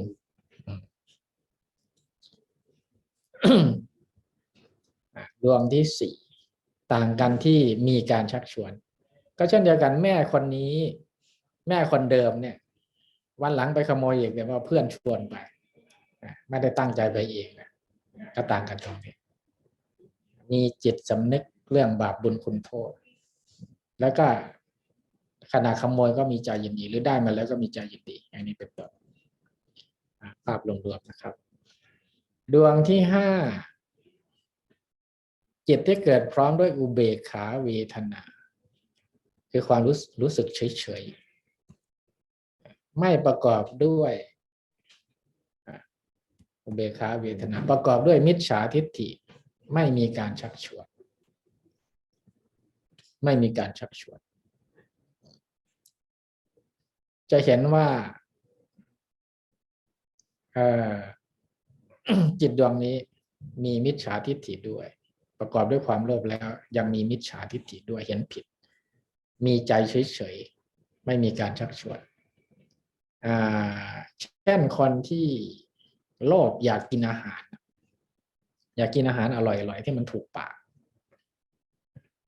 อยากกินอาหารแพงๆหรูๆหราๆเนี่ยแต่ว่าแรกๆนี้ก็อาจจะชอบมากเลยกินประจำกินไปกินมากินบ่อยๆเข้าบ่อยๆความรู้สึกมันก็ด้านชามันก็เลยจากที่เป็นโสมนัสคือได้มาแล้วก็กินแล้วก็ชอบแต่ว่ากินไปก็รู้สึกเบื่อมันก็เกิดความรู้สึกเฉยๆอยากกินอาหารที่ตัวเองเคยชอบนะแต่ว่าพอกินไปมากๆมันก็เฉยๆมันก็รู้สึกชาชินนะลักษณะของอุเบกขาจะเป็นอย่างนี้อารมณ์ที่เสพบ่อยๆตอนแรกก็อาจจะยินดีเสพบ่อยๆเข้าก็อาจจะเฉยๆกินก็ได้ไม่กินก็ได้หมายความว่าสิ่งที่กินน่ะมันไม่ยั่วยวนอยู่แล้วมันไม่ยั่วยวนใจอย่างนี้เป็นต้นนะก็เอาคร่าวๆนะครับเผื่อจะต้องไปสอนลูกศิษย์ต้องไปศึกษาเพิ่มเติมอีกเยอะนะครับดวงที่ต่อไปดวงที่หก อันนี้ก็เหมือนกันกับดวงที่ห้าแต่ว่าอันนี้มีการชักชวนอันนี้มีการชักชวนต่างกันที่มีชักชวนไม่ชักชวนดวงที่เจ็ดอันนี้จิตที่เกิดพร้อมด้วยอุเบกขาเวทนาไม่ประกอบด้วยมิจฉาทิฏฐิไม่มีการชักชวนอันนี้ต่างจาก5-6ตรงที่ว่าไม่ประกอบด้วยมิจฉาทิฏฐิ5-6เนี่ยประกอบด้วยมิจฉาทิฏฐิแต่7-8เนี่ยไม่ประกอบด้วยมิจฉาทิฏฐิไม่ประกอบด้วยมิจฉาทิฏฐิก็ยกตัวอย่างผู้หญิงแม่ลูกอ่อนก็แล้วกันไปขโมยของที่ร้านไปขโมยของที่ร้านสะดวกซื้อไม่มีมิจฉาทิฏฐิคือมีปัญญารู้บาปบุญคุณโทษก็ไปเองไม่มีการชักชวนด้วยแต่ก็มีจิตโลภก็คืออยากได้ของอยากได้นมผงมาให้ลูกเรียกว่าบาปจำเป็นแต่ก็ถึงจะเป็นบาปจำเป็นมันก็บาปมันยังมีความโลภอยู่มีกิเลสแล้วก็ได้ของมาก็รู้สึกเฉยๆซึ่งมันต่างจากดวงที่สามนะดวงที่สามเนี่ยแม้จะไม่มีมิจฉาทิฏฐิก็ตามไม่มีไม่มีการชักชวนก็ตามแต่อันนั้นมีใจยินดีแต่อันนี้ไม่ยินดีมีใจเฉยๆเพราะว่าก็คงคิดว่าเราไม่น่าทำเราไม่อยากทำแต่ว่าก็ทำด้วยความจำใจก็เลยได้มาก็เฉยๆไม่ยินดีเพราะนั้นก็เลยแยกออกมาเป็นอีกดวงหนึ่งตรงมีใจเฉยๆนี่แหละนะเสร็จแล้วมาดูดวงที่8ก็เหมือนกันทุกประการต่างกันตรงที่มีการชักชวนจิตที่เกิดพร้อมด้วยอุเบกขาเวทนาไม่ประกอบด้วยมิจฉาทิฏฐิมีการชักชวนอันนี้ต่างจาก7ตรงไหนต่างตรงที่ชวนกับไม่ชวนผู้หญิงคนเดียวกันผู้หญิงคนเดียวกันแม่ลูกอ่อนเหมือนกันไปขโมยของที่ร้านสะดวกซื้อนมผงอันเดิมเนี่ยวันต่อมาแต่ว่าเพื่อนชวนไปมีปัญญาหรือมีสัมมาทิฏฐิด้วยว่าการกระทำแบบนี้เป็นบาปนะไม่ดีผิดกฎหมายผิดศีลธรรมนะแล้วก็ไปด้วยมีเพื่อนชวนไปมีเพื่อนชวนไปไม่ได้ไปเองขณะที่ทำก็มีความรู้สึกเฉยๆไม่ได้ยินดียินร้ายนะเฉยๆได้มาแล้วก็เฉยๆเพราะฉะนั้น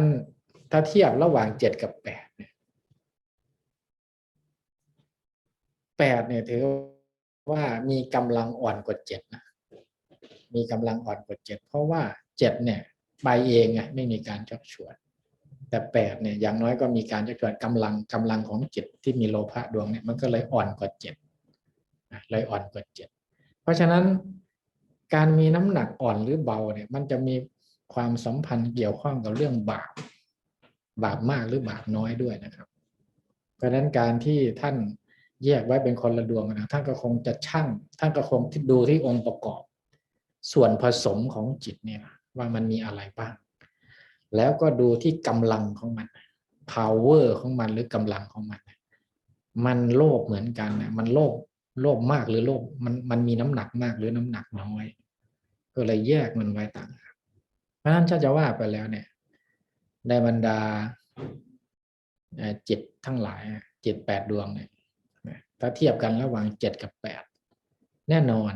8เนี่ยย่อมมีกำลังน้อยกว่าเพราะไม่มีการชักชวนนะเข้าไปเพราะมีการชักชวนเข้าไปเพราะมีคนชวนเข้าไปแต่7เนี่ยเขาไปเองเขาตั้งใจไปเองการตั้งใจไปเองมันย่อมมีน้ำหนักมากกว่ามีคนชวนไปคนที่ตั้งใจทำเองกับคนที่เพื่อนชวนไปในเชิงกฎหมายอาจจะรับโทษไม่เท่ากันก็ได้นะเช่นเด็กเยาวชนเนี่ยถูกเพื่อนชวนไปหลงผิดอย่างเงี้ยแต่เด็กบางคนเนี่ยไม่มีใครชวนมันปั้มก็มาเองมันไปก็มาเองไงนะน้ำหนักทางกฎหมายก็ยังไม่เหมือนกันฉะนั้นน้ำหนักของกรรมก็เช่นเดียวกันนะระหว่างชวนไม่ชวนเนี่ยกำลังของจิตมันจะไม่เท่ากันเพราะฉะนั้นท่านก็เลยแยกไว้ต่าง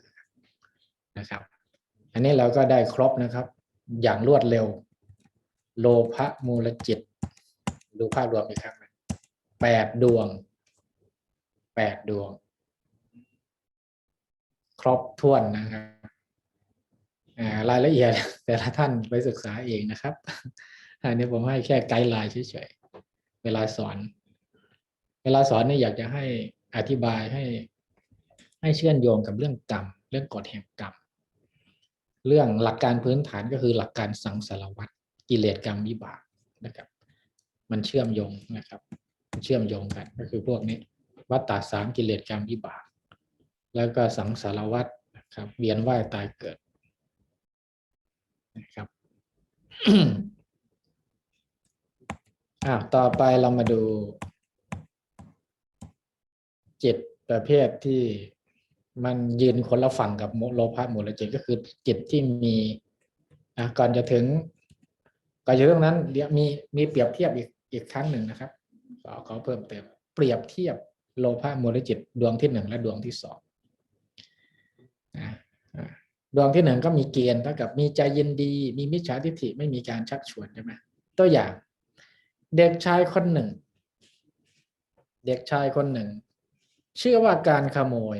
ไม่เป็นบาปเชื่อว่าการขโมยไม่เป็นบาปแสดงว่ามีมิจฉาทิฏฐิแล้ว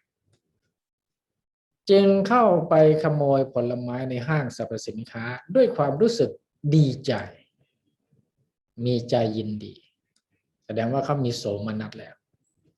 เขาทำด้วยตัวเองไม่มีใครชักชวนเขาไปเด็กชายคนนี้มีโลภะมูลจิตดวงที่1กรณีเดียวกันเด็กชายคนหนึ่งโลภะมูลจิตดวงที่2ในเกณฑ์คือมีใจยินดีเหมือนข้างบนเหมือนดวงที่1แต่ว่าต่างกันที่สีแดงไม่มีการชักชวนเด็กชายคนหนึ่งเชื่อว่าการขโมยไม่เป็นบาปมีมิจฉาทิฏฐิจึงไปขโมยของในห้างสรรพสินค้าด้วยความรู้สึกดีใจมีโสมนัสเขาทำไปเพราะมีเพื่อนชักชวนเห็นว่าต่างกันตรงสีแดงๆ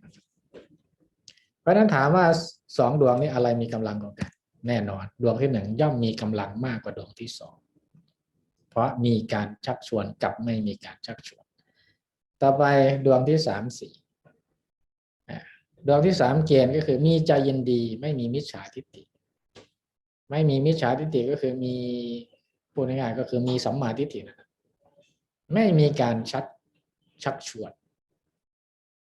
ตัวอย่างเด็กชายคนหนึ่งเชื่อว่าการขโมยเป็นบาปนะแสดงว่ามีสัมมาทิฏฐิแล้วเข้าไปขโมยผลไม้ในห้างสรรพสินค้าด้วยความรู้สึกดีใจนะมีโสมนัสเขาทำด้วยตัวเองไม่มีใครชักชวนไม่มีการชักชวนเป็นอสังขาริกไม่มีการชักชวนดวงที่4เกณฑ์ก็คือมีใจยินดีไม่มีมิจฉาทิฏฐิมีการชักชวนเด็กชายคนหนึ่งเชื่อว่าการขโมยของเป็นบาปเข้าไปขโมยของในห้างสรรพสินค้าด้วยความรู้สึกดีใจเขาทำเพราะมีเพื่อนชักชวนเพราะฉะนั้น3 4ต่างจาก1 2ตรงที่มีมิจฉาทิฏฐิกับไม่มีมิจฉาทิฏฐิก็เหมือนกรณี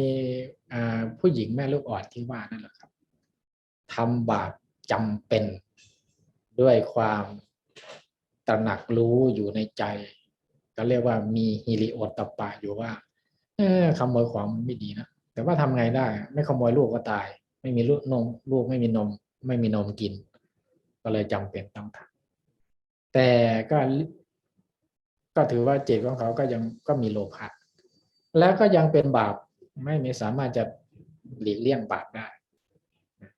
แต่ก็บาปน้อยกว่า1 2นะเพราะว่า1 2มันมีมิจฉาทิฏฐิ5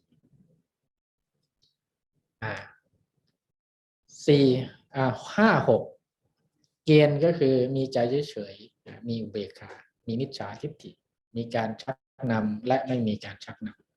ำเด็กชายคนหนึ่งเชื่อว่าการขโมยไม่เป็นบาปจึงขโมยสินค้าในห้างสรรพสินค้าด้วยความรู้สึกเฉย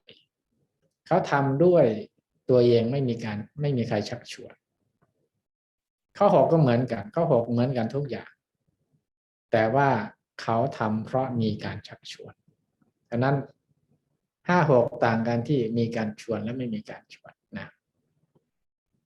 แล้วก็มีมิจฉาทิฏฐิเหมือนกัน 7 8 ข้อ 7มีเกณฑ์ว่ามีใจเฉยไม่มีมิจฉาทิฏฐิไม่มีการชักชวนข้อ 8มีเกณฑ์ว่ามีใจเฉยไม่มีมิจฉาทิฏฐิมีการชักชวน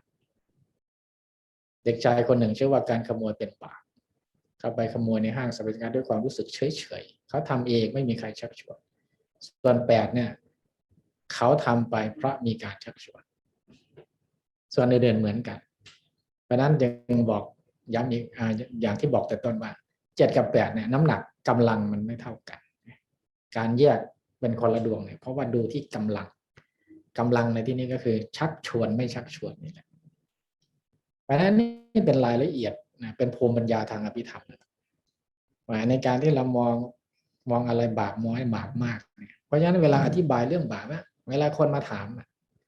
มพระสงฆ์องค์ข้าเจ้าเราญาติโยมมาถามโยมทำอย่างนี้มันบาปมากหรือเปล่านะเนี่ยเราเอาเกณฑ์พวกนี้ไปอธิบายได้แต่โยมทำเองหรือมีคนชวนไปโยมไม่รู้ตัวมีคนชวนไปทำก็เลยไปทำอย่างเช่นมีคนชวนไปเป็นพวกแก๊งคอนเซนเตอร์อย่างเงี้ยนะคนไทยข้ามชายแดนไปใช่ไหมไม่รู้อิโนเนี่ยเขาชวนไปทำงานเขาบอกว่าจะไปทำงานตอนเขาชวนอีกอย่างหนึ่งนะก็ไม่รู้เขากำลังจะหลอกไปพอไปถึงประเทศเพื่อนบ้านแล้วให้ไปเป็นแก๊งคอนเซนเตอร์นะคนที่ไปเป็นแก๊งคอนเซนเตอร์เนี่ยเขาอาจจะไม่ได้มีมิจฉาทิฏฐินะ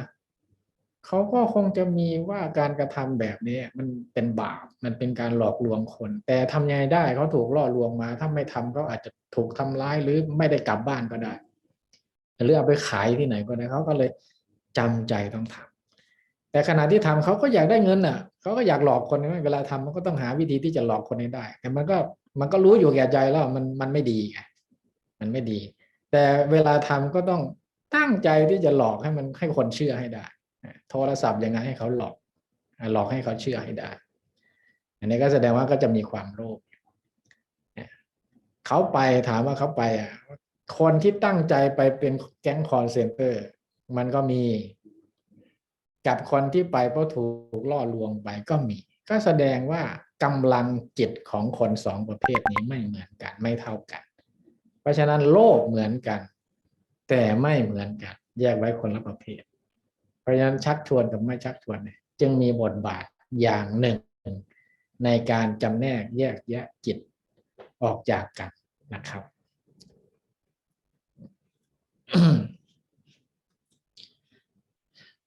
มีประเด็นปัญหาที่เราอาจจะสงสัยในมิลินทปัญหานะครับมีคนถามบ่อย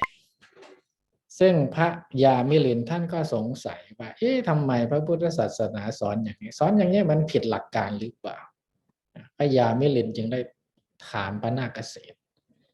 ปัญหาข้อหนึ่งชื่อว่าชานะอาชานะปัญหาว่าด้วยการทำบาปของผู้รู้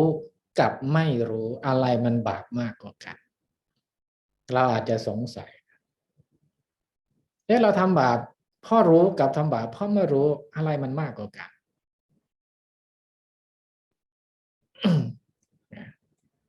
บางคนไปอ่านมิลินทปัญหาก็ยังสงสัยไม่เลิกนะก็ยังก็จะอ่านพระนาคเกษมต่อแล้วมันก็รู้สึกเหมือนมีข้อเถียงอยู่ในใจแม้แต่พระยามิลินท่านก็ยังเถียงเลยคือพระยามิลินท่านไปถามมาคนที่รู้ว่าบาปแล้วยังขืนทำกับคนที่ไม่รู้ว่าบาปแล้วทำลงไปทั้งสองคนนี้ใครจะบาปมากกว่ากันอันนี้โยมมักถามนะครับสำหรับท่านพระสงฆ์นะโยมมักถามนะแล้วตอบไม่ดีเนี่ยไม่เรียนอภิธรรมเนี่ยตอบแบบไม่มีหลักการเลยนะสเปซสปะเลยไม่ใช่ว่าคำถามของพระยามิลินตรงนี้สามารถตอบได้ด้วยโยงไปหาเรื่องโลภะโมหจิตนี้ได้พระนาคเษนท่านบอกว่าคนที่ไม่รู้บาปทำลงไปคนที่ไม่รู้ว่าบาปทำลงไปเป็นบาปมากกว่าเนี่ยตรงนี้แหละคำตอบของท่านตรงนี้ทำให้เรางงไม่รู้มันน่าจะบาปน้อยสิทำไมไม่รู้มันบาปมากกว่ารู้งงนะเนี่ยถ้าอ่านแค่นี้งงนะครับอ่านแค่นี้งง เราก็ยังสงสัยนะคนไม่รู้ว่าบาปแล้วทำบาปทำไมมันบาปมากกว่าคนที่รู้ อย่างเช่นเราขับรถผิดกฎจราจรใช่ไหมเราไม่รู้ว่าตรงนี้เป็นไฟแดงแล้วก็ขับผ่านไปเลยตำรวจอาจจะปรับเรานิดหน่อยก็ถือว่าไม่ให้อภัยครั้งแรกให้อภัยถือว่าไม่รู้ไม่ใช่คนแถวนี้ไม่จับแล้วกันหรือปรับนิดหน่อยแต่คนที่วิ่งประจำรู้ว่าตรงนี้เป็นมีไฟแดงแต่ก็ยังตั้งใจละเมิดกฎจราจรอันนี้ไอ้คนแบบนี้มันน่าจะถูกลงโทษมากกว่าแต่คำตอบของท่านดูเหมือนจะตรงกันข้ามนะอันนี้เรามาดูว่าท่านมีเหตุผลอะไรพระเจ้ามิลินท่านก็ถามต่อไปว่าอำมาตย์ของข้าพเจ้าหมายถึงอำมาตย์ของพระราชาคนที่รู้ว่าผิดแล้วขืนทำข้าพเจ้าจะลงโทษเป็น2 เท่าเพราะถือว่ารู้แล้วยังทำเหมือนข้าราชการทุจริตเหมือนข้าราชการทำผิดกับประชาชนทำผิดเหมือนตำรวจทำผิดกับประชาชนทำไมตำรวจมีโทษมากกว่านะอันนี้ท่านก็มีเหตุผลนะคนที่รู้ว่าผิดแล้วขืนทำข้าพเจ้าจะลงโทษเป็น2 เท่าเพราะถือว่ารู้แล้วยังขืนทำเนี่ยอันนี้มีเหตุผลแต่ทำไมพระนาคเษนถึงบอกว่าไม่รู้แล้วทำบาปเป็นบาปมากกว่ามันขัดสามัญสำนึกอย่างยิ่งเลยนะทีนี้พระนาคเษนท่านก็อุปมานะครับอันนี้อุปมาของท่านเนี่ยทำให้เราชัดเจนขึ้นอุปมาเหมือนคนที่รู้ว่าก้อนเหล็กร้อนแล้วจับก้อนเหล็กนั้นส่วนอีกคนไม่รู้ว่าก้อนเหล็กร้อนแล้วจับทั้ง2 คนนั้นใครจะร้อนกว่ากันฟังเหตุผลท่านก็น่ารับฟังคือถ้าเราไม่รู้ว่าก้อนเหล็กนั้นมันร้อนคิดว่ามันเป็นก้อนหินธรรมดาหรือมันเป็นก้อนน้ำแข็งอย่างเงี้ยเราก็จะจับหมัดลงไปอย่างเต็มไม้เต็มมือใช่ไหมครับมันก็จะลวกเราอย่างเต็มที่เลยจับเต็มที่เลยเพราะเราไม่รู้ว่ามันเป็นก้อนเหล็กแต่คิดว่าเป็นก้อนหินธรรมดาหรือเป็นก้อนน้ำแข็งส่วนอีกคนนี่รู้ว่ามันร้อนอันนี้มันคือก้อนเหล็กร้อนนะรู้แล้วก็จับเขาจะต้องจับด้วยความระมัดระวังไม่ให้มันลวกมือหรือลวกแต่น้อยที่สุดเห็นไหมเขาก็จะทำอย่างระมัดระวัง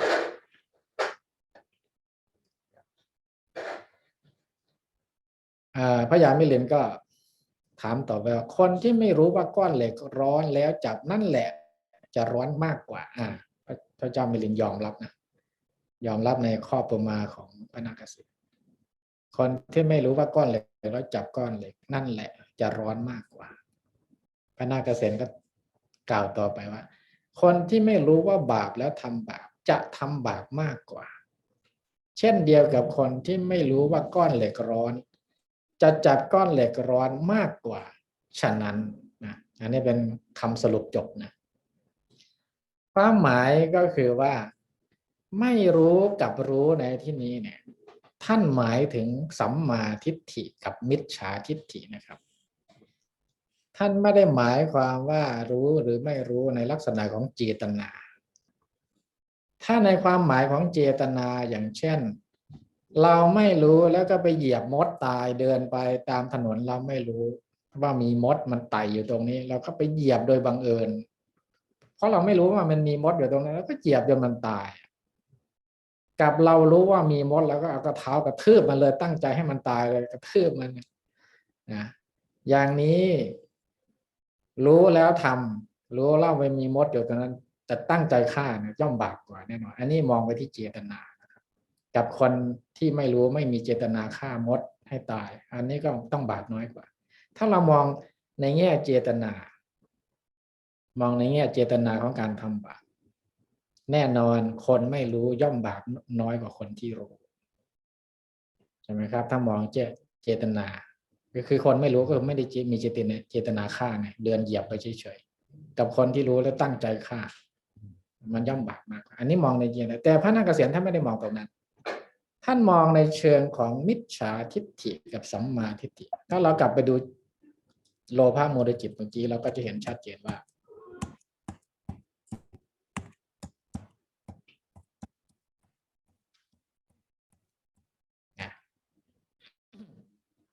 7 ดวงที่1 2กับ3 4คำว่ารู้กับไม่รู้มันอยู่ตรงนี้นะครับตรงมิจฉาทิฏฐิกับไม่มีมิจฉาทิฏฐิไม่รู้แล้วทำบาปกับรู้แล้วทำบาปไม่รู้ท่านบอกว่าไม่รู้นี่บาปมากกว่าส่วนรู้แล้วทำบาปบาปน้อยกว่าไม่รู้เนี่ยก็คือมีมิจฉาทิฏฐิไม่รู้หมายความว่ามีความเชื่อว่าบาปนั้นเป็นสิ่งที่ดีการขโมยของเป็นสิ่งที่ดีเป็นต้นการฆ่าคนฆ่าสัตว์เป็นสิ่งที่ดีเป็นสิ่งที่น่าภาคภูมิใจยิงนกได้ตัวหนึ่งภาคภูมิใจอันนี้ก็คือคนที่มีมิจฉาทิฏฐิมิจฉาทิฏฐิก็คือไม่รู้ก็คือรู้ในทางที่ผิดนั่นแหละไม่รู้แล้วทำบาปด้วยมิจฉาทิฏฐิย่อมบาปมากกว่าทำบาปด้วยสัมมาทิฏฐิเพราะฉะนั้นผู้หญิงคนที่ว่านี้ที่ไปขโมยของเนี่ยถ้าหากว่าเธอขโมยด้วยความเชื่อในเบื้องลึกของเธอว่าการขโมยเป็นสิ่งที่ดีเธอเชื่อผิดว่าการขโมยเป็นสิ่งที่ดีการเชื่อผิดอย่างนี้ถือว่าไม่มีความรู้คือไม่มีปัญญานั่นเองไม่มีปัญญาไม่มีสัมมาทิฏฐิการเชื่อผิดนี้มีความหมายเท่ากับไม่รู้คือไม่มีความรู้ไม่มีความรู้ที่ถูกต้องตามทำนองของธรรมแล้วก็ทำไปก็ต้องบาปมากกว่าส่วนคนที่ทำบาปประเภทเดียวกันแต่ทำด้วยมีความรู้เช่นมีสัมมาทิฏฐิว่ามันเป็นบาปนะมันไม่ดีมันเป็นการเบียดเบียนรู้มีสัมมาทิฏฐิแต่จำเป็นต้องทำก็เลยทำไปขโมยระหว่างคนสองประเภทนี้คนที่รู้มีความรู้มีสัมมาทิฏฐิย่อมเป็นบาปน้อยกว่าเพราะฉะนั้นก็เข้ากับคำตอบของคณะเกษตรที่พระยามิลินถามท่านว่า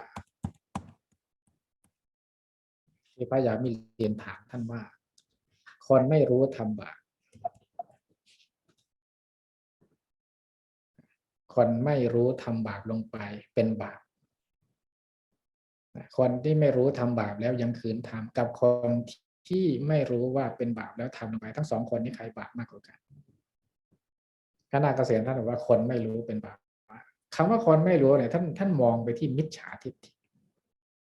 กับสัมมาทิฏฐิถ้าเป็นคนรู้ก็คือคนมีสัมมาทิฏฐิคนไม่รู้ก็คือคนเป็นมิจฉาทิฏฐิ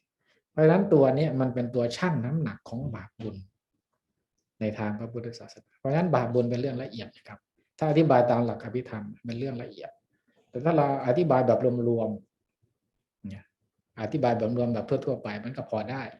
แต่ถ้ามองแบบอภิธรรมเนี่ยมันต้องมองลึกลงไปถึงองค์ประกอบที่อยู่ในจิตนั้นเช่นดูว่าชักชวนไม่ชักชวนมีสัมมาทิฏฐิหรือมีมิจฉาทิฏฐิ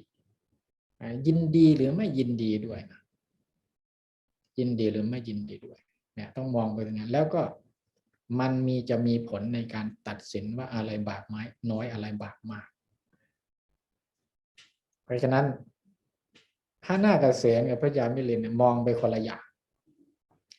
พระยามิลินมองรู้หรือไม่รู้ในแง่ของเจตนาแต่ถ้ามองในแง่เจตนาพระยามิลินนี้ถูกคือคนที่ทำด้วยความไม่รู้อย่างเช่นเหยียบมดตายด้วยความบังเอิญไม่รู้ว่ามีมดอยู่ตรงนั้นโอเคอันนี้ใช่กับคนที่รู้ว่ามีมดเดินอยู่แล้วก็ตั้งใจเหยียบคนที่รู้แบบนี้แล้วก็ตั้งใจแบบนี้ย่อมบาปมากกว่าเพราะนั้นคำถามของพระยามิลินเนี่ยจะมุ่งไปที่เจตนาส่วนคำตอบของพระนาคเษนท่านมุ่งไปที่สัมมาทิฏฐิกับมิจฉาทิฏฐิตามหลักอภิธรรมนะตามหลักอภิธรรมโดยเฉพาะในโลภะมูลจิตที่เราว่ามาแล้วนะครับ ต่อไปโทสะมูลจิตจิตที่มีโทสะเป็นมูลรากเวลาเหลือน้อยจะแยกเป็น2ประเภทเท่านั้นอย่างที่บอกไปแล้วว่าโทสะมูลจิตเนี่ยมันจะไม่เกิดร่วมกันนะเพราะมันเป็นคนเหมือนน้ำกับไฟมันเข้ากันไม่ได้อย่างที่บอกแล้วว่าโทสะมีลักษณะกอบโกยเข้าหาตัวเองดึงเข้าหาตัวเอง ดึงดูดเข้าหาตัวเองเอามาปนเปื้อบำเรอตัวเองเหมือนคนไปขโมยก็คือขโมยเพื่อจะเอาของนั้นมาครอบครองเป็นของตัวเองในลักษณะของโลภะส่วนโทสะมันเป็นลักษณะของปฏิเสธผลักไสผลักออกไปจากตัวปฏิเสธไม่ให้เข้ามาหาตัวและมีลักษณะของการใช้ความรุนแรงแต่ถ้าพูดแบบภาษาสมัยใหม่โทสะเนี่ยมันเป็นโลภะเนี่ยมันเป็นลักษณะซอฟต์พาวเวอร์มันเป็นอำนาจอ่อนแต่โลภะเนี่ยเป็นลักษณะฮาร์ดพาวเวอร์นะมันเป็นอำนาจฝ่ายแข็งมันเป็นกิเลสฝ่ายแข็งกับกิเลสฝ่ายอ่อนกิเลสฝ่ายอ่อนคือดึงเข้าหาตัวเองโทสะเป็นกิเลสฝ่ายต่อต้านผลักออกไปเพราะฉะนั้นมันจะไม่เกิดร่วมกันในทางอภิธรรมมันจะไม่เกิดร่วมกันในจิตดวงเดียวกันในจิตดวงเดียวกันจะไม่มีโลภะและโทสะเกิดร่วมกันจะแยกกันนะจะแยกกันแต่โมหะเนี่ยเกิดขึ้นร่วมกับทั้งโลภะและโทสะเมื่อไหร่ก็ตามที่มีโลภะเกิดมันก็ต้องมีโมหะแต่ว่าท่านไม่พูดถึงถ้าไม่หลงมันก็คงไม่เกิดโลภะใช่ไหมการที่คนมีโลภะมันก็บอกว่ามีความหลงอยู่ในนั้นโดยอัตโนมัติฉะนั้นสองดวงนี้มันจะไม่เกิดกับแต่มันจะเกิดกับโมหะแต่มันจะไม่เกิดกับโลภะเพราะมันคนละสไตล์กันมันเป็นขั้วตรงข้ามกันนะเพราะฉะนั้นจิตประเภทนี้ก็จะประกอบด้วยปฏิฆะเนี่ยก็เป็นชื่อของความโกรธชนิดหนึ่งความโกรธความหงุดหงิดเป็นชื่อของความโกรธชนิดหนึ่งไม่มีการชักชวนความโกรธเนี่ยสามารถจะเกิดได้ทั้งมีการชักชวนไม่มีการชักชวนนั้นโกรธเองความโกรธมันก็ต้องมีน้ำหนักกว่ามีการชักชวนอย่างเช่นมีการชักชวนเช่นมีคนมากระตุ้นเราเฮ้ยคนนั้นเขาด่าเรานะคนนั้นเขานินทาเราก็จะโกรธแสดงว่าความโกรธของเรานี้มีคนมากระตุ้นเตือนมีคนมาชักนำเรียกว่ามีสังขาริก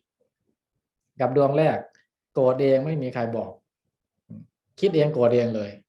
เพราะฉะนั้นน้ำหนักดวงแรกมันจึงมีมากกว่าดวงที่สองเพราะดวงแรกมันโกรธเองมันริเริ่มด้วยตัวของมันเองส่วนดวงที่สองมันโกรธเหมือนกันแต่มันริเริ่มจากสิ่งอื่นมากระตุ้นหรือคนอื่นมากระตุ้นมันก็เป็นจิตไม่ดีเหมือนกันนั่นแหละแต่กำลังของมันไม่เท่ากันนะครับ ข้อมูลที่ควรรู้เกี่ยวกับโทสะมูลจิตโทสะมูลจิตมันหมายถึงจิตที่มีโทสะหรือมีความโกรธตลอดถึงความหงุดหงิดความกัดเคืองใจเป็นมูลรากมองในแง่กิเลสที่เป็นมูลรากมีอย่างเดียวคือจิตที่มีโทสะเป็นมูลรากหมายความว่าทั้งสองดวงเนี่ยก็มีโทสะเป็นมูลรากเหมือนกันมองในแง่เวทนาที่เกิดร่วมมีอย่างเดียวคือมีโทมนัสเวทนาเพราะโทสะมันก็ต้องมาคู่กับโทมนัสโทสะมันมีลักษณะรุนแรงมันมีลักษณะผลักไสมันมีลักษณะต่อต้านปฏิเสธเพราะฉะนั้นความรู้สึกที่เกิดร่วมกับมันจึงมีลักษณะความไม่พอใจโทมนัสเนี่ยความมีใจไม่ยินดีเนี่ยมันจะยินดีเหมือนโลภะไม่ได้โลภะมันมีโทโสมนัสเพราะโลภะมันจะมาคู่กับความชอบหรือถ้าไม่ชอบมันก็เฉยแต่โทสะเนี่ยมันจะเฉยไม่ได้เพราะว่ามันมีโทสะมันก็ต้องไม่ชอบคือโทมนัสนะครับมองในแง่การชักนำก็มีสองก็คือไม่มีการชักนำอสังขาริกมีการชักนำสสังขาริกเพราะฉะนั้นจิตสองดวงนี้องค์ประกอบอื่นเหมือนกันหมดเลยต่างกันตรงที่ว่ามีชักนำและไม่มีชักนำนี่แหละข้อมูลที่ควรทราบอีกก็คือโทมนัสเวทนาความรู้สึกที่ไม่ดีความรู้สึกที่ไม่ชอบจะเกิดร่วมกับโทสะโมลจิตเสมอโทสะโมลจิตเกิดขึ้นเมื่อใดจะมีโทมนัสเวทนาเกิดร่วมเมื่อนั้นคำว่าปฏิฆะสัมปยุตตังประกอบด้วยปฏิฆะในที่นี้หมายถึงความโกรธทุกระดับตั้งแต่ระดับละเอียดอ่อนไปจนถึงระดับรุนแรง ตั้งแต่ระดับความหงุดหงิดขุ่นเคืองใจไปถึงความคับแค้นใจความอาฆาตพยาบาทจะรวมอยู่ในคำว่าปฏิฆะนี้ปฏิฆะแปลตามศัพท์ว่าการโต้กลับการโต้กลับในภาษาอังกฤษคือ striking again เนี่ย striking again เนี่ยแปลว่าการโต้กลับมันหมายถึงสภาพที่ต่อต้านสภาพจิตที่มันต่อต้าน resistance เนี่ยปฏิเสธ rejection หรือทำลาย destruction มันมีลักษณะของความรุนแรงเพราะฉะนั้นมันจึงอยู่คนละฝ่ายกับโลภะโลภะกับโทสะไม่สามารถเกิดร่วมกันในจิตดวงเดียวกันได้มันต้องเกิดอยู่ในจิตคนละดวงกันเพราะเป็นจิตคนละฝ่ายหรือเป็นจิตตรงข้ามกันเหมือนน้ำกับไฟน้ำกับไฟคงมาอยู่ด้วยกันไม่ได้เนี่ยโทสะมูลจิตดวงที่หนึ่งจะเห็นว่ามีปฏิฆะมีใจไม่ยินดีโทมนัสไม่มีการชักชวนส่วนดวงที่สองก็เหมือนกันต่างกันที่นะอันนี้ดวงที่สองนะครับดวงที่สองอันนี้ไม่มีการชักชวนมีการชักชวนครับต่างกันที่มีการชักชวนโกรธเพราะคนอื่นเช่นคนอื่นมากระตุ้นให้โกรธต่อไปโมหะโมรจิตจิตที่มีโมหะเป็นมูลรากก็มีสองดวงเช่นเดียวกันจิตที่เกิดพร้อมด้วยอุเบกขาเวทนาประกอบด้วยวิจิกิจฉาคือความลังเลสงสัยเช่นสงสัยความสงสัยในพุทธศาสนาเนี่ยมีทั้งความสงสัยที่เป็นกิเลสก็มีความสงสัยที่ไม่เป็นกิเลสหรือความสงสัยที่ดีก็มีเช่นสงสัยว่าสงสัยไม่เข้าใจในธรรมะของพระพุทธเจ้าก็สงสัยอยากจะรู้ว่าอันนี้คืออะไรอันนี้คืออะไรสงสัยเพราะอยากรู้เนี่ยอันนี้ไม่เป็นปัญหาครับไม่ได้เป็นกิเลสแต่ถ้าสงสัยแล้วมันบั่นทอนมันเป็นนิวรณ์มันบั่นทอนไม่ให้เกิดความก้าวหน้าในการปฏิบัติธรรมอันนั้นเป็นความสงสัยที่เป็นกิเลสเพราะฉะนั้นความสงสัยในที่นี้เป็นความสงสัยที่ไม่ดีอย่าลืมนะความสงสัยที่ดีก็มีครับไม่ดีก็มีแต่ในที่นี้ท่านมุ่งเอาความสงสัยที่มันไม่ดีสองจิตที่เกิดพร้อมด้วยอุเบกขาเวทนาประกอบด้วยอุทธัจจะหรือถ้าจับแปลว่าความฟุ้งซ่านความฟุ้งซ่านจิตไม่อยู่กับที่จิตไม่สงบจิตฟุ้งซ่านจิตซัดสายข้อมูลที่ควรรู้เกี่ยวกับโมหะมูลจิตโมหะมูลจิตหมายถึงจิตที่มีโมหะหรือความหลงเป็นมูลรากมองในแง่กิเลสที่เป็นมูลรากมีอย่างเดียวคือมีโมหะเป็นมูลรากมองในแง่เวทนาที่เกิดร่วมมีอย่างเดียวคืออุเบกขาเวทนาคือมันหลงจนความรู้สึกมันจะคนมันหลงความรู้สึกมันก็จะเป็นเฉยๆมันไม่เหมือนคนอยากได้อยากนั่นได้นี่ความรู้สึกมันย่อมจะยินดีแต่คนที่หลงเนี่ยมันจะมักจะมาจิตที่มันหลงมันจะมาเช่นจิตที่มีวิจิกิจฉาหรือจิตที่มีความฟุ้งซ่านความฟุ้งซ่านจิตเลื่อนลอยใจเลื่อนลอยอย่างนี้นะมันก็จะมีความรู้สึกเวทนาที่เป็นอุเบกขามองนี้กิเลสที่เข้าประกอบมีสองอย่างคือวิจิกิจฉาความสงสัยและอุทธัจจะความฟุ้งซ่าน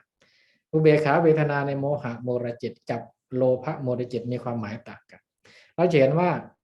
ในโลภะโมรจิตก็จะมีอุเบกขาอยู่4ดวงนะในโลภะก็มีอุเบกขาทั้ง2ดวงถามว่าอุเบกขาใน2กรณีนี้ต่างกันไหมชื่อเหมือนกันนะครับแต่ในรายละเอียดในความหมายน่าจะต่างกันอุเบกขาในเวทนาอุเบกขาเวทนาในโมหะโมรจิตรู้สึกเฉยเพราะหลงหรือไม่รู้ตามความเป็นจริงแต่ในโลภะโมรจิตเนี่ยรู้สึกเฉยเพราะได้ประสบอารมณ์ที่มันปานกลางคืออารมณ์ที่มันไม่เด่นมันชาชินจะเห็นอะไรก็ชอบถามว่าชอบไหมก็งั้นแหละทำนองนั้นเราไปซื้อของไปซื้ออะไรก็เห็นนะได้ก็ได้ก็ดีไม่ได้ก็ได้ก็รู้สึกอย่างนี้รู้สึกเฉยๆไม่ถึงกับจะชอบไม่ถึงกับไม่ชอบแต่ก็รู้สึกเฉยๆเป็นความรู้สึกที่มีต่ออารมณ์ที่มากระทบทางตาหูจมูกลิ้นกายใจเพราะนั้นรายละเอียดมันจะไม่เหมือนกันทีนี้เพิ่มเติมวิจิกิจฉาเนี่ยภาษาอังกฤษมันจะแปลว่า doubt uncertainty indecisiveness indecisive คือความตัดสินใจไม่ได้หรือลังเลสงสัยตัดสินใจไม่ได้ความสงสัยที่เกิดกับโมหะมูลจิตนี้ไม่ใช่ความสงสัยใคร่รู้หรือสงสัยเพื่อแสวงหาความรู้แต่เป็นความลังเลสงสัยที่เป็นอุปสรรคขัดขวางกับความก้าวหน้าในธรรมเป็นหนึ่งในนิวรณ์ห้านิวรณ์แปลว่าอุปสรรคขัดขวางนะอุทธัจจะความฟุ้งซ่านจิตมันไม่อยู่นิ่งมันซัดสายไปมาฝรั่งนั้นว่าจะแปลว่า restlessness หรือ mental distraction ความฟุ้งซ่านของจิตความซัดสายไม่สงบนิ่งของจิตตามหลักอภิธรรมอุทธัจจะเกิดขึ้นกับอกุศลจิตทุกดวงแต่ท่านไม่ได้กล่าวถึงที่จริงมันก็มีในทุกดวงแต่ท่านไม่พูดถึงมันไม่ใช่ตัวเด่นเพราะไม่ใช่ปัจจัยเด่นส่วนกรณีโมหะมูลจิตเนี่ยท่านกล่าวถึงอุทธัจจะเพราะเป็นปัจจัยเด่นปัจจัยเด่นที่เข้ามาประกอบกับโมหะมูลจิตทั้งโลภะมูลจิตและโทสะมูลจิตต้องมีโมหะเกิดร่วมเสมอแต่ไม่ได้พูดถึงนะละไว้ส่วนโมหะสามารถเกิดขึ้นโดยไม่ต้องมีโลภะและโทสะเกิดร่วมก็ได้มันเกิดเดี่ยวๆได้ตัวมันเองนะแต่ทั้งโลภะและโทสะจะมีมันเกิดขึ้นด้วยแต่มันจะซ่อนตัวอยู่เบื้องหลังไม่ได้พูดถึงนะอย่างเช่นคนโลภก็เพราะโง่เนี่ยถึงโลภนะเขามีโมหะเนี่ยถึงโลภได้ใช่ไหมหรือคนโกรธเนี่ยก็เพราะโลภก็เพราะไม่รู้เนี่ยถึงโกรธไม่รู้ตามความเป็นจริงก็เลยโกรธแต่ถ้ารู้ตามความเป็นจริงก็คงไม่โกรธ อันนี้ก็โมหะมูลจิตดวงที่หนึ่งจะเห็นว่า ดวงนี้มีเจตสิกเข้าประกอบด้วยความลังเลสงสัยแล้วก็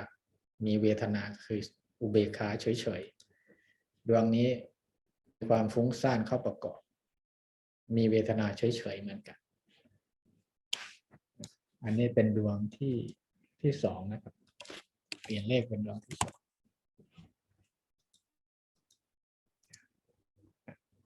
ก็เวลาก็ใกล้หมดพอดีเหลือ5 นาทีนะก็คิดว่าจบพอดีนะสำหรับสไลด์ที่เตรียมมาบรรยายนะครับก็โดยสรุปภาพรวมก็คือวันนี้ได้พยายามอธิบายให้เห็นลักษณะร่วมของสรรพสิ่งในจักรวาลเรียกว่าสามัญลักษณะและลักษณะเฉพาะเจาะจงของแต่ละสิ่งที่ทำให้สิ่งหนึ่งแตกต่างจากสิ่งหนึ่งมองในแง่ของอภิธรรมการที่อภิธรรมแยกจิตของเราออกไปอย่างละเอียดเป็น89ดวงนั้นเป็นการมองในลักษณะของวิเศษลักษณะพิเศษลักษณะที่ทำให้สิ่งหนึ่งจิตดวงหนึ่งแตกต่างจากจิตดวงหนึ่งอันนี้ก็ทำให้เห็นนะดวงทั้งเจตสิกด้วยวันนี้เราก็ได้พูดถึงโลภะมูลจิตโทสะมูลจิตและก็โมหะมูลจิตนะจิตที่มีรากมาจากกิเลสที่เป็นมูลราก3 ตระกูลใหญ่คือความโลภความโกรธความหลงซึ่งเป็นรากฐาน ของจิตฝ่ายที่ไม่ดีเรียกว่าอกุศลจิตแต่ละรากนั้นก็แยกย่อยออกไปโลภะจะมีมากหน่อยมีถึง8 ดวงแล้วก็โทสะมี2แล้วก็โมหะก็มี2นะนี่ก็คือรากฐานของจิตที่มันทำงานอยู่ในจิตของคนที่เวียนว่ายตายเกิดอยู่ในวังวนของสังสารวัฏในชีวิตประจำวันนะครับแล้วก็การเรียนรู้เรื่องจิตประเภทต่างๆนี้ก็ช่วยให้เราอธิบายเรื่องกฎแห่งกรรมได้อย่างละเอียดด้วยแล้วก็เป็นเกณฑ์ตัดสินให้เราวินิจฉัยได้ว่าถ้าจิตของเรามันมีลักษณะนี้มันเป็นบาปหรือเป็นบุญหรือเวลาเราตอบคำถามธรรมะเนี่ยมีคนมาถามเราว่าเขามีความโลภหรือเขาได้กระทำแบบนั้นแบบนี้มันเป็นบาปหรือเป็นบุญมันบาปน้อยหรือบาปมากการเรียนในอภิธรรมก็จะช่วยให้เรามีเครื่องมือในการอธิบายแล้วก็ตัดสินใจได้นะว่าในอธิบายในแง่ของกฎแห่งกรรมได้ด้วยนะครับเพราะฉะนั้นวันนี้ก็พอสมควรแก่เวลา ก็ขอยุติการบรรยายไว้เพียงเท่านี้นะครับ